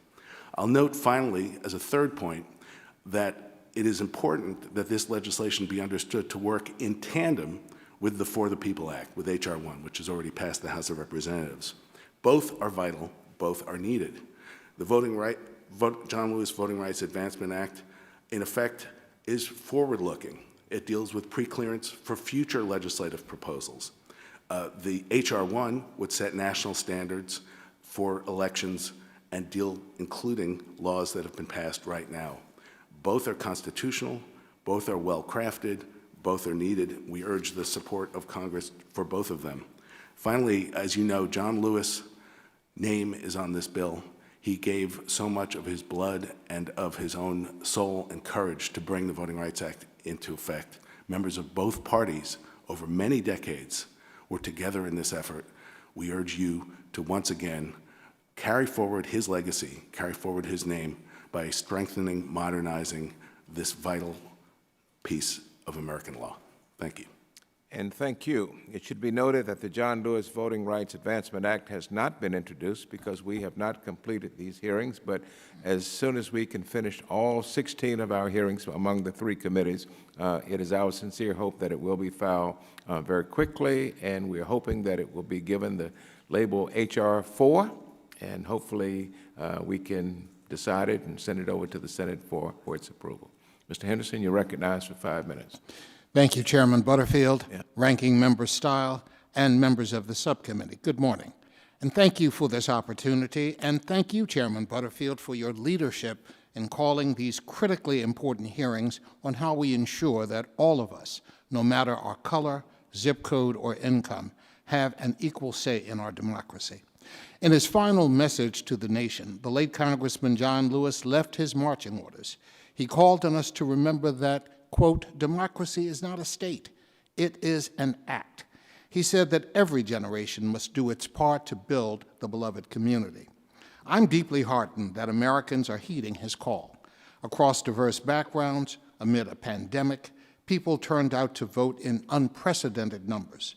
It was an awe-inspiring moment for the world's oldest and greatest democracy, and a declaration of the possibility to realize our highest ideals. Indeed, voting is the language of democracy.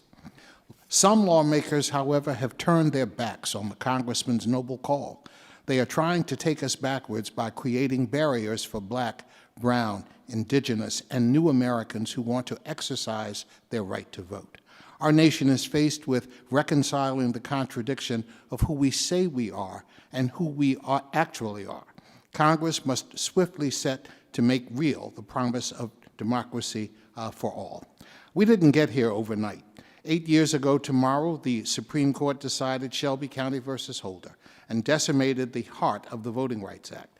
Section 5 allowed the Justice Department to block proposed discriminatory voting restrictions in places with pervasive histories of discrimination and ensured voting changes were public and transparent. Despite the best efforts of the Leadership Conference and our members to protect the franchise, nearly a decade of anti-voter tactics has exacerbated a harmful toll. Without the VRA's strongest tool to fight discrimination, lawmakers continue to wage a coordinated attack on Black and brown voters. The deluge of anti-voter laws is unrelenting. Voters of color face intimidation, burdensome ID requirements, voter purges, and disenfranchisement laws built on top of mass incarceration. States cut back early voting, eliminated same-day voter registration, and shuttered polling places. In 2020, politicians exploited the pandemic by imposing additional barriers to the ballot. But democracy prevailed because the people prevailed. Voters refused to give up their power. This revealed not only the American people's resiliency, but also our collective will to ensure our democracy works for everyone. Yet the assault on our freedom to vote has only grown more dire. After historic turnout, politicians peddled lies, tried to discount the votes of communities of color, and attempted to override the will of the people. Their efforts ultimately fueled a deadly attack on this very institution by armed right-wing militants. Now they've doubled down on attempts to reshape the electorate for their own gain. Since January, state lawmakers have introduced, as my colleague Mr. Waldman said, 389 anti-voter bills and enacted 22 laws. These restrictions disproportionately burden voters of color. They resemble the very strategies that led Congress to adopt the Voting Rights Act in the first place. In her dissenting opinion in Shelby County, the late Justice Ruth Bader Ginsburg wrote that throwing out preclearance when it successfully stops discrimination is, quote, like throwing away your umbrella in a rainstorm because you're not getting wet. Today we are drenched. This is our moment to act. Right now, we have no other choice if we want to fulfill the promise of our democracy, that every voice and every vote count. Congress must pass the John Lewis Voting Rights Advancement Act and restore the VRA to its full strength. Shortly before President Johnson signed the VRA into law, 25-year-old John Lewis led more than 600 people across the Edmund Pettus Bridge. State troopers unleashed brutal violence, and our hero was beaten and bloodied. But he never gave up the fight. For decades, he implored his colleagues in these hallowed halls to realize equal opportunity for all. Before his death, he wrote, and I quote, "Time is of the essence to preserve the integrity and promises of our democracy. Members of Congress must now answer his call with all the force you can muster." Thank you for allowing me to testify this morning. And thank you, Mr. Henderson. At this time, the chair will recognize Ms. Frankenstein. Some may pronounce it Frankenstein, but I say Frankenstein. You are now recognized for 5 minutes. Thank you, Chairman Butterfield, Ranking Member Stile, Ranking Member Davis, and members of the committee. My name is Sarah Frankenstein, and I'm a private practice attorney in Rapid City, South Dakota. I practice voting rights and election law and advise election administrators in the Midwest in all aspects of elections and voting rights. I was lead counsel in numerous Federal Voting Rights Act cases and other election disputes, including redistricting and felon voting issues. These matters often involve issues unique to American Indian voting, as well as tribal and county governmental concerns. I'm presenting information on 2 areas of Voting Rights Act litigation relevant to American Indian populations within states and counties. The first is the issue of preclearance, where in South Dakota previously had 2 counties which were deemed covered jurisdictions in 1975.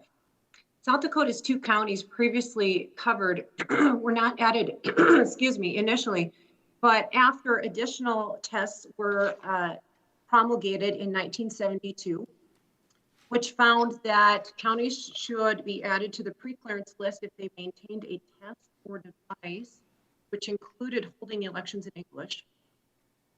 And the county had less than 50% of voting age citizens registered to vote, did in fact vote in the November 1972 election. In 1975, 2 counties in my state of South Dakota were added as covered jurisdictions. In 1977, our then South Dakota Attorney General determined that the preclearance requirements were an unworkable solution to a non-existent problem and advised that the state should not seek preclearance for those laws while he pursued litigation to exempt South Dakota from the VRA preclearance requirements. What that did was create a backlog of 3,048 South Dakota laws that needed to be submitted for preclearance once the state and actually the 2 counties that were covered were sued for that very purpose. One might think that this scenario, excuse me, would present the very method to uncover discriminatory or retrogressive statutes, administrative rules, and other laws that were passed by a legislature over 25 years when its legislators had no threat or no feasible threat hanging over their heads because they understood that they did not need to seek clearance for these laws. One might expect that a number of these 3,000 plus laws would be found objectionable or otherwise denied preclearance. How many of South Dakota's 3,048 laws and administrative rules were denied preclearance? None. Such facts are a strong indicator that pre-clearance is not needed in South Dakota. Are our individual counties, should they be subject once again to pre-clearance requirements? In my experience, including in representing these counties themselves, they are often reservation counties, as I say. Reservations make up the majority or maybe all of these counties. They're run by majority American Indian leaders. And in my experience, the American Indian leaders do not pass local ordinances that deny or abridge their own people's ability to vote. County election officials work with their respective tribes to find polling places, which are usually determined by the tribe. To give you an example of the burden that's placed upon these reservation counties when they're under pre-clearance is typically found in the issue of moving polling places. An example that I had representing a county was a tribe who had previously indicated a polling place could be located in a certain tribal building, indicated a few days before the election that in fact the county could not use that polling place, but offered up another tribal building that it found more suitable. I, on behalf of that reservation county, sought expedited pre-clearance from the Department of Justice. I did not get a response before the election. The county was placed in the situation of not knowing whether it should go forward with the new location, trying to hold an election in a place the tribe said it could not. Finally, after the election, we received pre-clearance being granted by the Department of Justice. It demonstrates the situation, however, when bureaucracy can move slowly, but yet we need to have certainty in how to run our elections back here in South Dakota. Second, redistricting hasn't been a recent issue. We've had no redistricting cases here in the last decade, but what we have seen are Voting Rights Act vote denial claims, particularly in light of the issue of satellite offices. Our county courthouses are not located on Indian trust land generally, so to engage in in-person absentee voting in a brick and mortar building, one needs to leave the reservation and travel to the county seat. Because that requires distance, transportation, et cetera, we have had success working with counties to implement HAVA funds, Help America Vote Act funds, in order to fund those types of offices. Now, efforts to require pre-clearance in these counties don't ameliorate or address those underlying funding problems in reservation counties. Thank you. Thank you for your testimony. That completes the testimonies of the witnesses. We will now move to member questions. Looks like my friend from California, Mr. Aguilar, will go first. Mr. Aguilar, you're recognized for 5 minutes. Thank you, Mr. Chairman. I appreciate it. Mr. Sines, in your testimony, you stated that congressional action or inaction today will have a critical impact on the enduring condition of our democracy 5 years from now. Can you explain how the failure of enacting comprehensive voting rights bill will affect generations to come? Sure, I think it's grounded in the fact that litigation, which is still possible, primarily under Section 2 of the Voting Rights Act, is notoriously costly and inefficient. It means that as the challenges to voting rights proliferate, our ability, even with a reinvigorated Department of Justice Civil Rights Division, our ability to successfully challenge all of those depredations of voting rights is limited. That's when legislation is most necessary. The most important piece of that is to reintroduce pre-clearance as an operative tool to prevent the implementation of changes that restrict the rights of minorities to vote.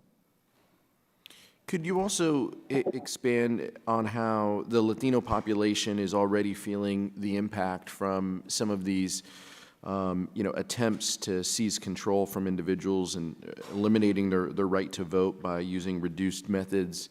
Mr. Waldman talked a little bit about that and the number of state measures that have proceeded. Can you talk about their impact to the Latino population? Absolutely. Thank you, Congressmember. Because the Latino population is growing as quickly as it is, we have substantial numbers of new voters. And it is particularly new voters who are affected by these attempts to restrict the right to vote, whether that takes the form of requiring new voter registrants to provide proof of citizenship not required of their predecessors, or new restrictive voter ID provisions where voter ID is not readily and costlessly available to those new voters.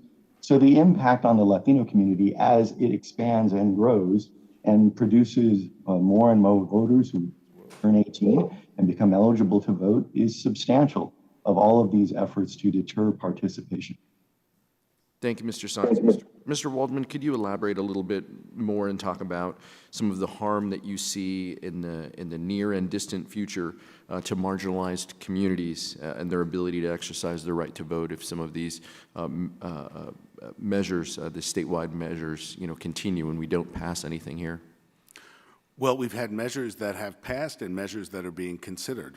In Florida, for example, where 64% of the voters, in an overwhelming bipartisan vote, voted to end that state's notorious voter disenfranchisement regime, felony disenfranchisement regime for people with past criminal convictions, the legislature followed up by passing a requirement that changed that and made it so that you can only get your right to vote recognized if you had paid your fees and fines. This overwhelmingly has a disproportionate impact on voters of color because of the way the criminal justice system works. In many of the measures that we've seen advanced or moving or passed in states across the country in the past few months, they've targeted activities that voters of color are using, and sometimes recently, as was mentioned earlier, vote by mail, for example, was never particularly controversial. But when communities of color began to use that method during the pandemic very successfully, suddenly it became the target of efforts to cut back on vote by mail. Some have been rebuffed, some are moving forward, but there are ways in which you can trace the voting patterns and map it against these measures. And, as you know, in the last election, despite the pandemic and despite voter suppression and despite the lies, it was the highest voter turnout since 1900. We think we ought to be celebrating that and not trying to undo some of the changes that made that possible. Thank you, Mr. Waldman. Back to you, Mr. Sines. Section 203 of the Voting Rights Act, talks about access to limited English proficient voters through language assistance. Many jurisdictions locally, we know, fall short of that through access of interpreters and other resources that are necessary. Can you talk a little bit about how states are failing to meet the needs of limited English proficient voters? Sure. Well, failing to provide those resources required by Section 203 is the first barrier. It's often compounded when states or localities place limits, whether by law or in practice, on providing voter assistance to those who may need assistance in a language other than English. We, for example, at Maldiv are currently challenging a law in Arkansas that, in contravention of the Voting Rights Act, limits the number of voters who someone can assist when they need that assistance to cast an effective ballot. So we have failures to comply with 203, compounded by restrictions that contradict current law on assisting voters who need that assistance because they have challenges with language. And I should end, Congressman, by pointing out that all of this has a disparate impact, a discriminatory impact on our newly naturalized voters, who are folks that show by practice a greater inclination to participate in voting, but are restricted and prevented from doing that by these laws. Thank you so much. My time is up. Mr. Chairman, yield back. Thank you. Thank you. At this time, the chair will recognize the ranking member of the full committee. 5 minutes. Thank you, Mr. Chair. Always good to follow my good friend, Mr. Aguilar, twice in one day. I couldn't ask for more fun, sir. Mr. Sines, I'd like to start with you. Why did Maldiv sue to prevent the new Illinois legislative map from going into effect? We sued because the legislature, as you know, used ACS figures instead of decennial census figures. I do want to make clear that neither our clients nor Maldiv seeks to change the legislature's ability to draw the lines. As you know, there's a state constitutional provision that could shift that responsibility from the legislature to a commission. But it appears clear to me that it was not the intent of that provision to shift that responsibility based on the happenstance of a delay in the release of decennial census data. So all we seek in that lawsuit is to have the lines redrawn using decennial census data once that data is made available by the Bureau later this summer. Well, aside from the clear constitutional issues, sir, Why is it important that states like Illinois use census data instead of population estimates when drawing maps, as you just briefly talked about your lawsuit doing? Sure. Thank you, Congressmember. The reason is that the census is an actual enumeration, as you know, from household questionnaires of our entire population, whereas the ACS is estimate data based on a sample of households across the country. Because it is a limited sample, the Census Bureau does not provide numbers except over a 3 or 5 year average. So if you redistrict using ACS data, you're actually looking at population estimates that go back to 2015, rather than data from the decennial census that is from 2020. So among other problems, it is outdated data if it's used to redraw our lines. Sir, as you know, the Chicago area has grown in Latino voting age populations exponentially over the last decade. Do you and your organization support drawing another Hispanic majority district in the Chicago area? We support it if the census data indicates that an effective district that would allow Latino voters to elect a candidate of choice can be drawn.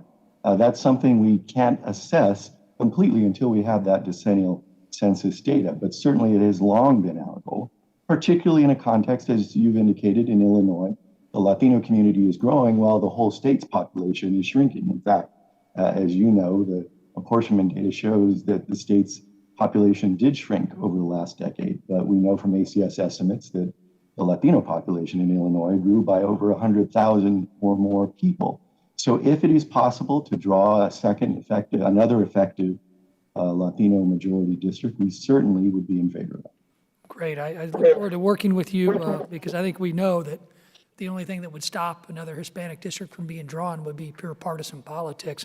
Ms. Frankenstein, can you speak to the committee about particular federal impediments you have identified that may reduce the number of Native Americans who cast ballots in federal elections?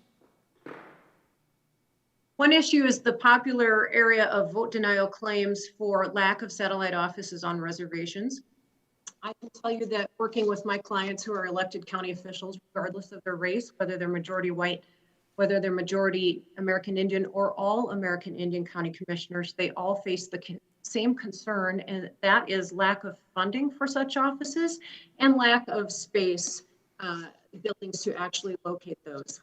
Where we have found success, however, is where we are able to utilize HAVA funds in order to hire, train, and staff those offices and pay a lease agreement in order to fund those. I do not believe that pre-clearance requirements would help in this regard in any way, but it is necessary that we allow or we provide funding through HAVA or otherwise to those cash-strapped counties.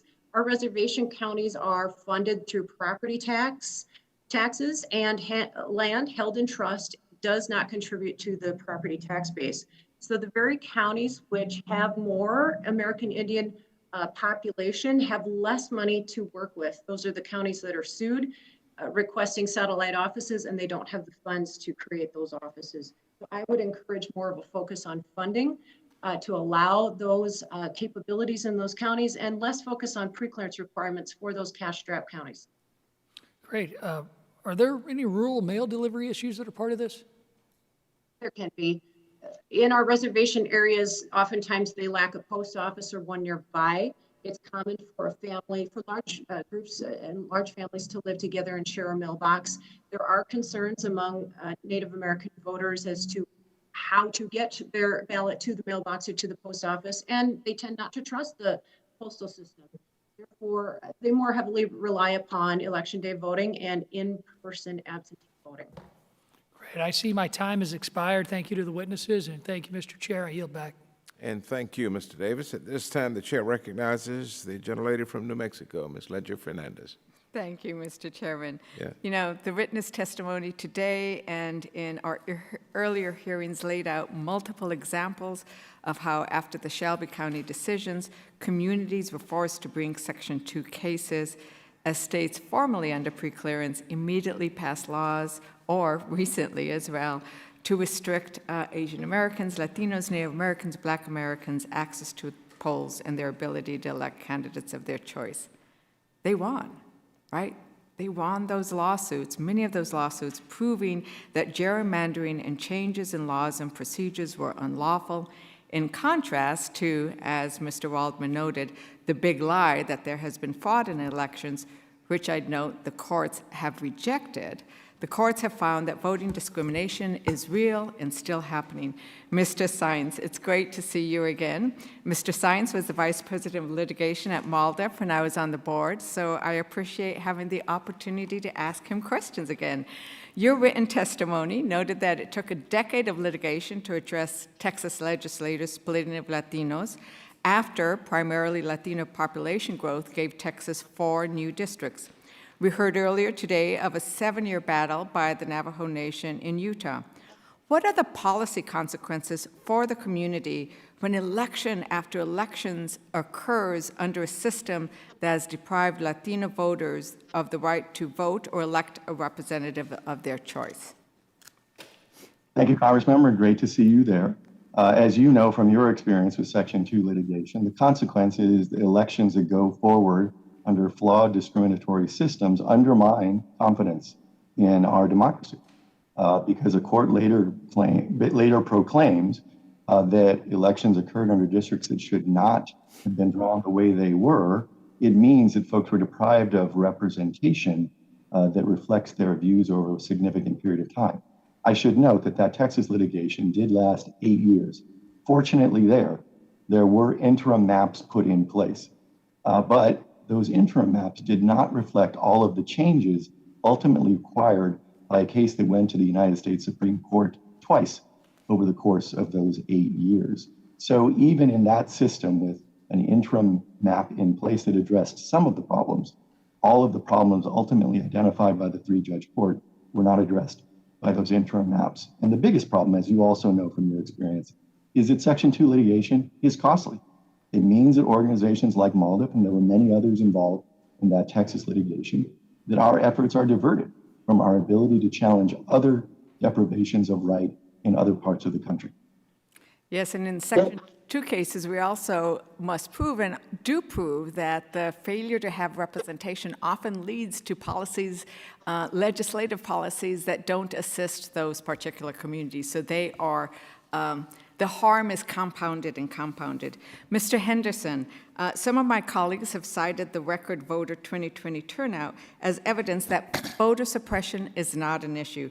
What's your response to this? Well, thank you for the question, Congresswoman. We have seen in a number of jurisdictions that notwithstanding the extraordinary turnout by voters of color, and I'll cite one example, Milwaukee, Wisconsin.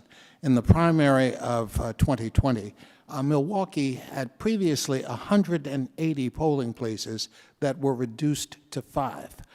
That meant that voters, even with an expanded population, were compressed into casting a vote in a narrower group of eligible precincts. That meant that in many instances, lines of 4 and 5 hours in length were required in order for an individual to cast a vote. Now, this was at a time when the county in which Milwaukee sat was a hotbed of COVID pandemic development. And in fact, I believe in my testimony, I cite the fact that the county had, I believe, the highest death rate of African-American voters at all. And so what we see in county after county is, notwithstanding the increase in voters, there has often been an effort to winnow down the number of places that voters could cast ballots. And that meant, of course, they were faced with the prospect of long lines under difficult circumstances in trying to cast their ballot. And we have only now begun to really assess that for its true impact. Thank you, Mr. Henderson. In New Mexico, we saw some of those lines, and in H.R. 1, we have provided that there is a 30-minute time limit by which all voters should be able to cast their ballots. Mr. Chairman, my time has expired, and I yield back. Thank you. The gentleman from Wisconsin. I don't know, you're not from Milwaukee, but you're from the state of Wisconsin. I have the great honor of representing part of Milwaukee County. But You do? From Wisconsin, from All right. Janesville. You're recognized for rebuttal. Yes. I'm actually going to be adding on to the comments. I don't know that this will be a full rebuttal. Before I dive in, I'd like to just insert to the record, if I can, 2 articles. One, a Journal Sentinel article titled "Eric Holder Addresses Wisconsin Redistricting Panel Prompting Criticism," and another article titled "Washington Post Denounces Report on Stacey Abrams' Dem Evolution of Voter ID." Both articles, without objection, will be received.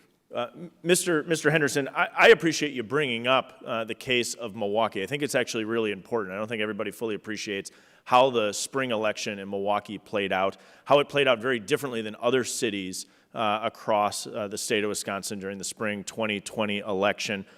Milwaukee, correctly as you noted, did reduce the number of polling locations, and is correctly identified by my colleague here, from 180 to 5. I think that's a pretty important point to recognize. Do you know who appoints the elections administrator in the city of Milwaukee? I do not. It's a worthwhile point, because I think it would enhance your written testimony. It's the Democratic mayor of Milwaukee, Tom Barrett. It's also worth noting, and it's kind of interesting, at that election, he was actually running in a primary for the election for mayor against a African-American woman. And so I think it's worth noting, and I think it's actually interesting, the last time Republicans held the mayorship of Milwaukee, the city, is 1908. And the last time anyone held besides a Democrat, was actually 1960, and it was a socialist. So it went from Republican to socialist to Democrat, and it's been held by Democrats since 1960. And so while I share some of your concerns about what played out, I think it's very worthwhile for this committee to recognize that it was under a period of time of Democratic control, and it was a Democratic appointee that made the decision to reduce the number of polling locations from 180 to 5. And meanwhile, 70 miles away to the west, another very liberal city, Madison, Wisconsin, actually only reduced their polling locations from 92 to 66. Yes. So in an area that was disproportionately African-American in the city of Milwaukee, a Democratic-appointed elections official made that decision. I think your testimony is spot on, but I think it could be enhanced by noting some of that background. I hope you have the opportunity to look into it. Mr. Stiles, may I respond? Because I think you're making a point that my organization emphasizes regularly. We are a nonpartisan organization. We operate under the view that voting really is the language of democracy. It is not a partisan issue. It is a national issue. And regardless of who is in control, the evidence that you cited and that I cited is evidence of the fact that the voting laws need to be enhanced and protected for all. Obviously, there are... Let me reclaim my time. I wanted to give you the moment to reply, and I appreciate it. I think we do share that, is that we're enforcing the laws on the books. I think that's a very important point, that we're not changing the rules of the road as we go. But if I went back to your testimony, you noted that the Republican majority in the state refused to give people a few extra days to return in their mail-in ballots, which I think actually would change the rules of the road as we go, because voting was ongoing at a period of time where you would look to then change the rules. But I would argue that the pandemic clearly was an intervening factor that warranted a review of the voting procedures to determine whether amendments were necessary.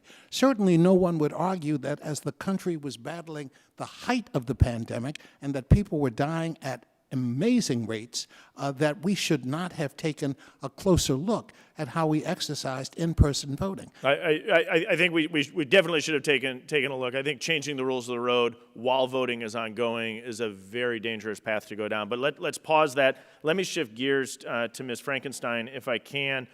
Chief Justice Roberts in the Shelby case quoted as saying that a lot has changed since 1975, and while racial discrimination, any racial discrimination in voting is too much, Congress must ensure that the legislation it passes speaks to current conditions. And so recognizing that the voting access for minorities in 1964 and 1965 was very different than it is today in 2021, and that thankfully we've made a lot of progress in righting historical wrongs, is a pre-clearance formula necessary in your opinion, Ms. Frankenstein? In my opinion, it is not. I've cited to you the statistics of South Dakota and those laws that sought pre-clearance in our previously covered counties. As you heard me testify earlier, none were not granted preclearance. I think it's also an antiquated concept to look instead at whether ballots are offered in an indigenous language if you don't also look to whether or not the tribe in the respective county holds its tribal elections using its indigenous language. Only because we're short on time. I'd love you to be able to keep going. I'm short on time. I'm recognizing the time. And Mr. Chairman, I yield back. Mr. Style, did you yield back? I did yield back. Thank you, and thank you very much for your statements. The chair will now recognize himself for 5 minutes, and I will start with Ms. Nelson. Ms. Nelson, I know LDF has been collecting information and data for as long as I can remember, and probably before I was born. It's been a data collection agency as well as a litigating agency. Have you been collecting information since the Shelby County decision? And I know we don't have the time for you to recite it verse after verse, but can you give us a summary of what the record shows based on the information you've collected since 2013? Absolutely. The Legal Defense Fund has a report that we admitted into the record. It's called Democracy Diminished: State and Local Threats to Voting Post-Shelby County, Alabama versus Holder. And in that report, we maintain an ongoing catalog of the discriminatory voting changes in jurisdictions that were formerly protected by Section 5. And we submit that these are voting changes that would likely have been prevented had Section 5 still been in place. What we've seen over time is that there's been a proliferation of laws across the country that otherwise would have never come to see the light of day, would have never infringed on voters' rights had Section 5 been in place. We know this because immediately after this Shelby County decision, in places like Texas and Alabama and other covered jurisdictions, those election officials resurrected laws that had been prohibited from going into effect by Section 5. Have you published these voting changes on your website? Have you released those? We do. I know the Brennan Center does that. They're routinely updated. All right. So any citizen can go to your website or to the Brennan Center website and look at those changes. Is that right? That's correct. All right. Let me just change gears, and the time goes so fast when you have the microphone. You know, during the Juneteenth debate a few weeks ago, Congressman Jim Clyburn of South Carolina said one of our greatest shortcomings here in Congress is that we fail to communicate. And I think, you know, when I go into my district and I talk about Section 5 and Section 2 and the importance of the Voting Rights Act, oftentimes, you know, those who are doubtful, you know, would ask the question, why is it necessary to have a large number of African Americans or Hispanic Americans in an electoral district? Why is that important? And sometimes that gets me back on my heels when I get the question asked, because the response to that is so basic and it's so clear. It's called racially polarized voting. The fact of the matter is, in many places throughout the country, and it's not in every community, but in many places throughout the country, a lot of voters vote along racial lines, regardless of the qualifications of the candidate or the preferences of the community, which means that if African Americans are a minority within a community, then the majority, if they vote along racial lines, that inherently discriminates against a minority group. And when you explain that and communicate that to individuals, they begin to see what this is all about. The other thing that people confuse is Section 2 vis-a-vis Section 5. Section 2 is very expensive. I recall back in the 1980s, Mr. Waldman, Mr. Henderson, it cost hundreds of thousands of dollars, and I suspect it's in the millions now, to litigate a Section 2 claim, not to mention the fact that it could take months or years to do so. I had a Section 2 claim in 1982 that it was not until 85 when it was finally decided by the court. And so it's very expensive and it's very time-consuming. And the standard of proof in a Section 2 claim is not only intentional discrimination, but in 1982, Congress changed the law to a lower standard, which is discriminatory result. And so that's the standard that you are guided by in Section 2. Section 5 is so much different. That is a retrogression standard. You simply take the proposed change, you compare it to existing law, and see if there is any retrogression in the effect that it has on minority voters. Have I said anything, Mr. Waldman, that you disagree with? Yeah. No, I think you've Yeah. stated it very well. And again, when Section 5 was in effect, it was a predictable regime that counties and states all across the country handled without much muss or fuss. It was a step forward for the country, and it was something that everybody was able to deal with. And what is needed now is in effect to modernize the coverage formula so that it can work again. You know, my first Section 5 claim was in 1982. I still have the records from it. I'm writing my book now, and so I had to refer to it the other day. In 1982, I complained about staggered terms, my county commission going from an at-large system to staggered terms. And DOJ took it up. They evaluated it for 60 days. They asked for more information. The county provided more information, and DOJ approved it. And then after another change that took place, we finally litigated under Section 2, and we won the case.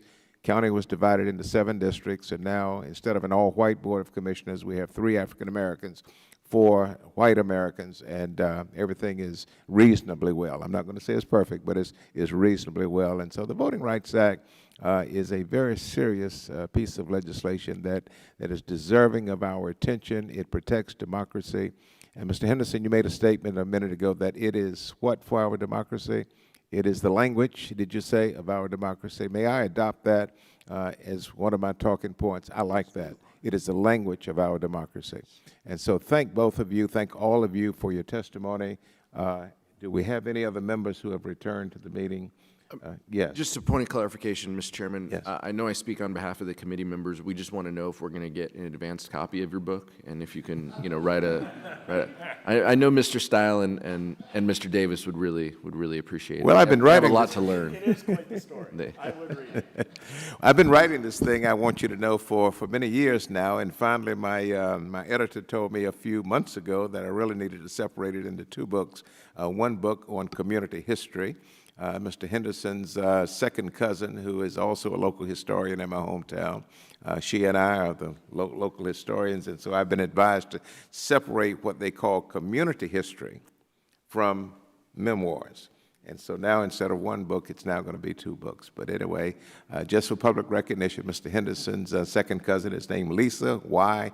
Henderson, who is from Wilson, North Carolina, but lives in Atlanta, Georgia. She's a real scholar.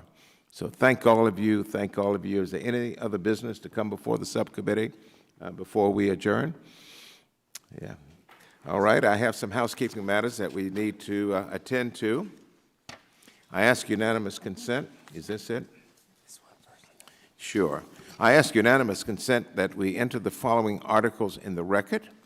From Mother Jones, it is entitled "The Dog That Voted and Other Election Fraud Yarns, the GOP 10-Year Campaign to Gin Up Voter Fraud Hysteria and Bring Back Jim Crow at the Ballot Box," end of quote. The next is from the Free Press of Ohio. It is entitled "Ohio, the DOJ Scandal and the Thor, the God of Voter Suppression." Okay, the third is from, you have to appreciate our staffs on both sides of the aisle. They work hard. The third and final one is from the Daily Cost, quote, "The 198th Thor, GOP voter fraud lawyer Thor Hearn." I'm going to stop right there. Without objection, these 3 will be included in the record. Okay. Before we conclude, I'm going to ask also unanimous consent to enter into the record the report prepared by this subcommittee in the last Congress under then-Chair Marcia Fudge, detailing our findings of discrimination in voting practices. That's the document that I hold in my hand. Hearing no objection, it is so ordered. If I'm not mistaken, and staff can correct me if I'm wrong, this is the hearing number 6 of 6, and this is 5 of 6. 5 of 5. This is hearing 5 of 5, and I think we're going to be completing this work, and we're going to be documenting and writing up our findings, and I will be transferring this data and this information to the Committee on the Judiciary, hopefully by June the 30th. That is my self-imposed deadline. That is my intention, and then we will await action by the Committee on the Judiciary, both in the House and in the Senate. And hopefully, within the foreseeable future, we will be able to write a formula, write a bill, and get it passed and signed by the President. Thank you very much for your testimony. The subcommittee adjourns.